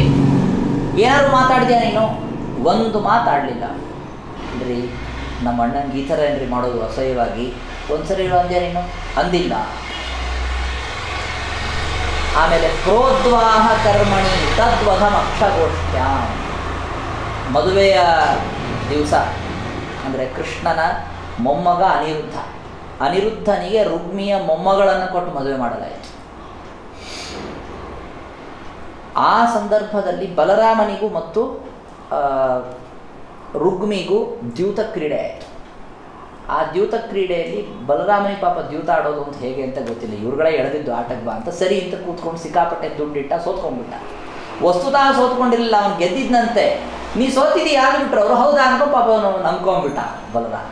ಹಾಗೆ ಒಂದು 2-3 ಹಂತಗಳಲ್ಲಿ ಆಟ ನಡೆದಾಗ ಏನಾಯಿತು, ಮತ್ತೆ ಇವರು ದೇವತೆಗಳು ಹೇಳಿದಂತಿಲ್ಲ, ಬಲರಾಮನೇ ಗೆದ್ದಿದ್ದಾನೆ ಅಂತ ಸಾಕಾಯ್ತು ಅವನಿಗೆ. ಬಲರಾಮ ಎತ್ತಿ ಕೈಯಲ್ಲಿರುವ ದಾಳವನ್ನು ಹೊಡೆದುಬಿಟ್ಟ ಅವನಿಗೆ. ರುಗ್ಮಿ ಸತ್ತೋದ ಅಂತ. ಇದು ರುಗ್ಮಿ ವಧದ ಕಥೆ. ತದ್ವಧಂ ಅಕ್ಷಗೋಷ್ಠ್ಯಾಂ ಅದನ್ನು ಹೇಳ್ತಾ ಇದ್ದಾರೆ. ಅವನವಾಗ ಸತ್ತೋದ ಅಂತಾದಾಗಲೂ ಕೂಡ ನೀನು ನೈವ ಅಬ್ರವೀಹಿ, ಏನೂ ಮಾತಾಡಲಿಲ್ಲ ರುಕ್ಮಿಣಿ. ಏನ್ರಿ ನಿಮ್ಮಣ್ಣ ಹೀಗೇನ್ರಿ ಅಸಹ್ಯ ಮಾಡೋದು, ನನ್ನ ಮೊಮ್ಮಗನ ಮದುವೆಯಲ್ಲಿ ನಮ್ಮ ಅಣ್ಣನ ಮೊಮ್ಮಗಳನ್ನೇ ನಾವು ಮದುವೆ ಮಾಡ್ಕೊಳ್ಳೋ ಕಾಲಕ್ಕೆ ಅವನ್ನ ಯಾಕ್ರಿ ಸಾಯಿಸಬೇಕು, ಏನೋ ಒಂದ್ಸರಿ ಸೋಲೋದು ಗೆಲ್ಲೋದು ಇರುತ್ತೆ, ಅದಕ್ಕೆ ಯಾಕೆ ಇಷ್ಟ ಕೆಡಿಸ್ಕೊಳ್ಬೇಕಾಗಿತ್ತು ಅನ್ಬೋದಾಗಿತ್ತು. ರುಕ್ಮಿಣಿ ಮಾತಾಡಿಲ್ಲ. ಯಾಕೆ ಅಂತಂದರೆ ಮತ್ತೆ ನಾನೆಲ್ಲಿ ಬೇಜಾರು ಮಾಡ್ಕೊಂಡು ಬಿಡ್ತೀನೋ ಅಂತ. ಅಂದರೆ ಕೃಷ್ಣ ಹೇಳ್ತಿರೋ ಮಾತು, ಕೃಷ್ಣನಿಗೆಲ್ಲಿ ಬೇಜಾರಾಗ್ಬಿಡುತ್ತೋ ಅನ್ನೋ ಒಂದೇ ಒಂದು ಕಾರಣಕ್ಕೆ ನಮ್ಮ ಅಣ್ಣ ಸತ್ತೋಗ್ಬಿಟ್ನಲ್ಲ ಅಂತನ್ನುವಂತಹ ದುಃಖವನ್ನು ನಮ್ಮ ಅಣ್ಣನಿಗೆ ಯಾವಾಗ ನೋಡಿದ್ರು ಈ ಥರ ಚುಚ್ತಾ ಇರ್ತಾರೆ, ನಮ್ಮ ತವ್ರ ಮನೆಯವ್ರನ್ನ ಕಂಡ್ರೆ ಆಗಲ್ಲ ಈ ನನ್ನ ಗಂಡನಿಗೆ ಅಂತ ಹೇಳಿ ಅನ್ನೋ ಒಂಥರ ಮನಸ್ಸಲ್ಲಿ ಬೇಜಾರಿತ್ತು. ಅದನ್ನು ಅವಳು ಹಾಗೆ ಸಹನೆ ಮಾಡಿಕೊಂಡ್ರು. ಅಂದರೆ ಇದರಿಂದ ಶಿಕ್ಷಣ ಏನೋದು ಪ್ರತಿಯೊಬ್ಬ ಹೆಂಡತಿಯೂ ಕೂಡ ತವ್ರ ಮನೆಯವ್ರನ್ನ ಗಂಡ ಬೈದಾಗ ಸಹನೆ ಮಾಡ್ಕೋಬೇಕು ಅನ್ನೋದು ಪರ್ಯಸಾನ ಅಲ್ಲ ಇದು. ಯಾಕೆಂದರೆ ಇದು ಭಗವಂತನಿಗೂ ಭಕ್ತರಿಗೂ ಇರುವ ಸಂಬಂಧದ ಬಗ್ಗೆ ಹೇಳ್ತಾ ಇದ್ದಾರೆ.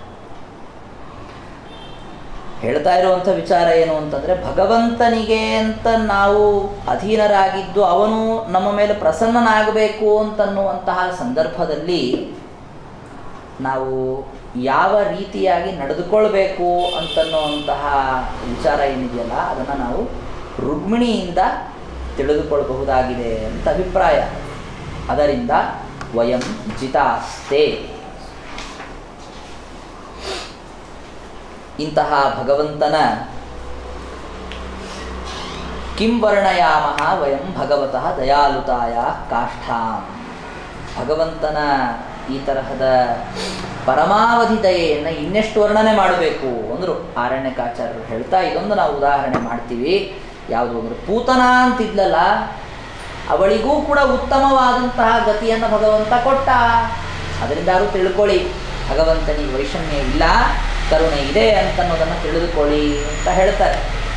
ಅಹೋ ಬಕೀಯಂ ಸ್ತನ ಕಾಲಕೂಟಂ ಜಿಘಾಂಸಯಾ ಪಾಯಯದಪ್ಯಸಾಧ್ವೀ ಲೇಭೆ ಗತಿಂ ಧಾತ್ರ್ಯುಚಿತಾಂ ತತೋನ್ಯಂ ಕಂ ವಾ ದಯಾಲುಂ ಶರಣಂ ವ್ರಜೇಮ ಅಂತ 3ನೇ ಅಧ್ಯಾಯ 3ನೇ ಸ್ಕಂದದಲ್ಲಿ ಬಂದಿರುವಂಥದ್ದು ವಿದುರ ಮೈತ್ರೇಯರ ಸಂವಾದ.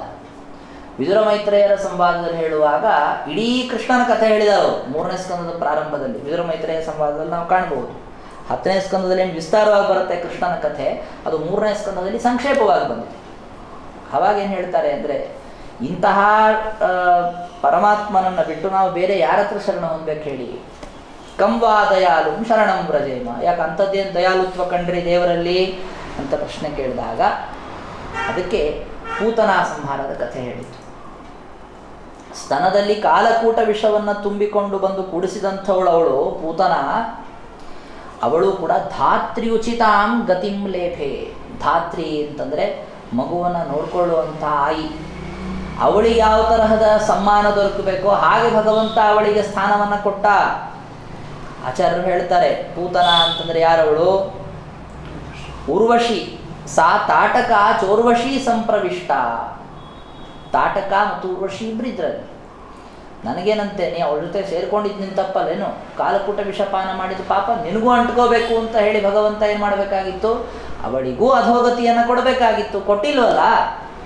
ಆದ್ದರಿಂದ ಭಗವಂತನ ದಯಾಳುತ್ವವೆಂಬುದು ಗೊತ್ತಾಗತ್ತೆ ಅಂತನ್ನುವಂತಹ ವಿಚಾರವನ್ನು ಇಲ್ಲಿ ಹೇಳ್ತಾ ಇದ್ದಾರೆ. ಕಃ ಪಂಡಿತಸ್ತ್ವರಣಂ ಕಃ ಪಂಡಿತಸ್ತ್ವದಪರಂ ಶರಣಂ ಸಮೀಯಾತ್ ಭಕ್ತ ಪ್ರಿಯಾದೃತಗಿರ ಸುಹೃದ ಕೃತಜ್ಞಾತ್ ಸರ್ವಾನ್ ದದಾತಿ ಸುಹೃದೋ ಭಜತೋಪಿ ಕಾಮಾನ್ ನಾತ್ಮಾನಮಪ್ಯುಪಚಯಾಪಚಯೌ ನಯಸ್ಯ.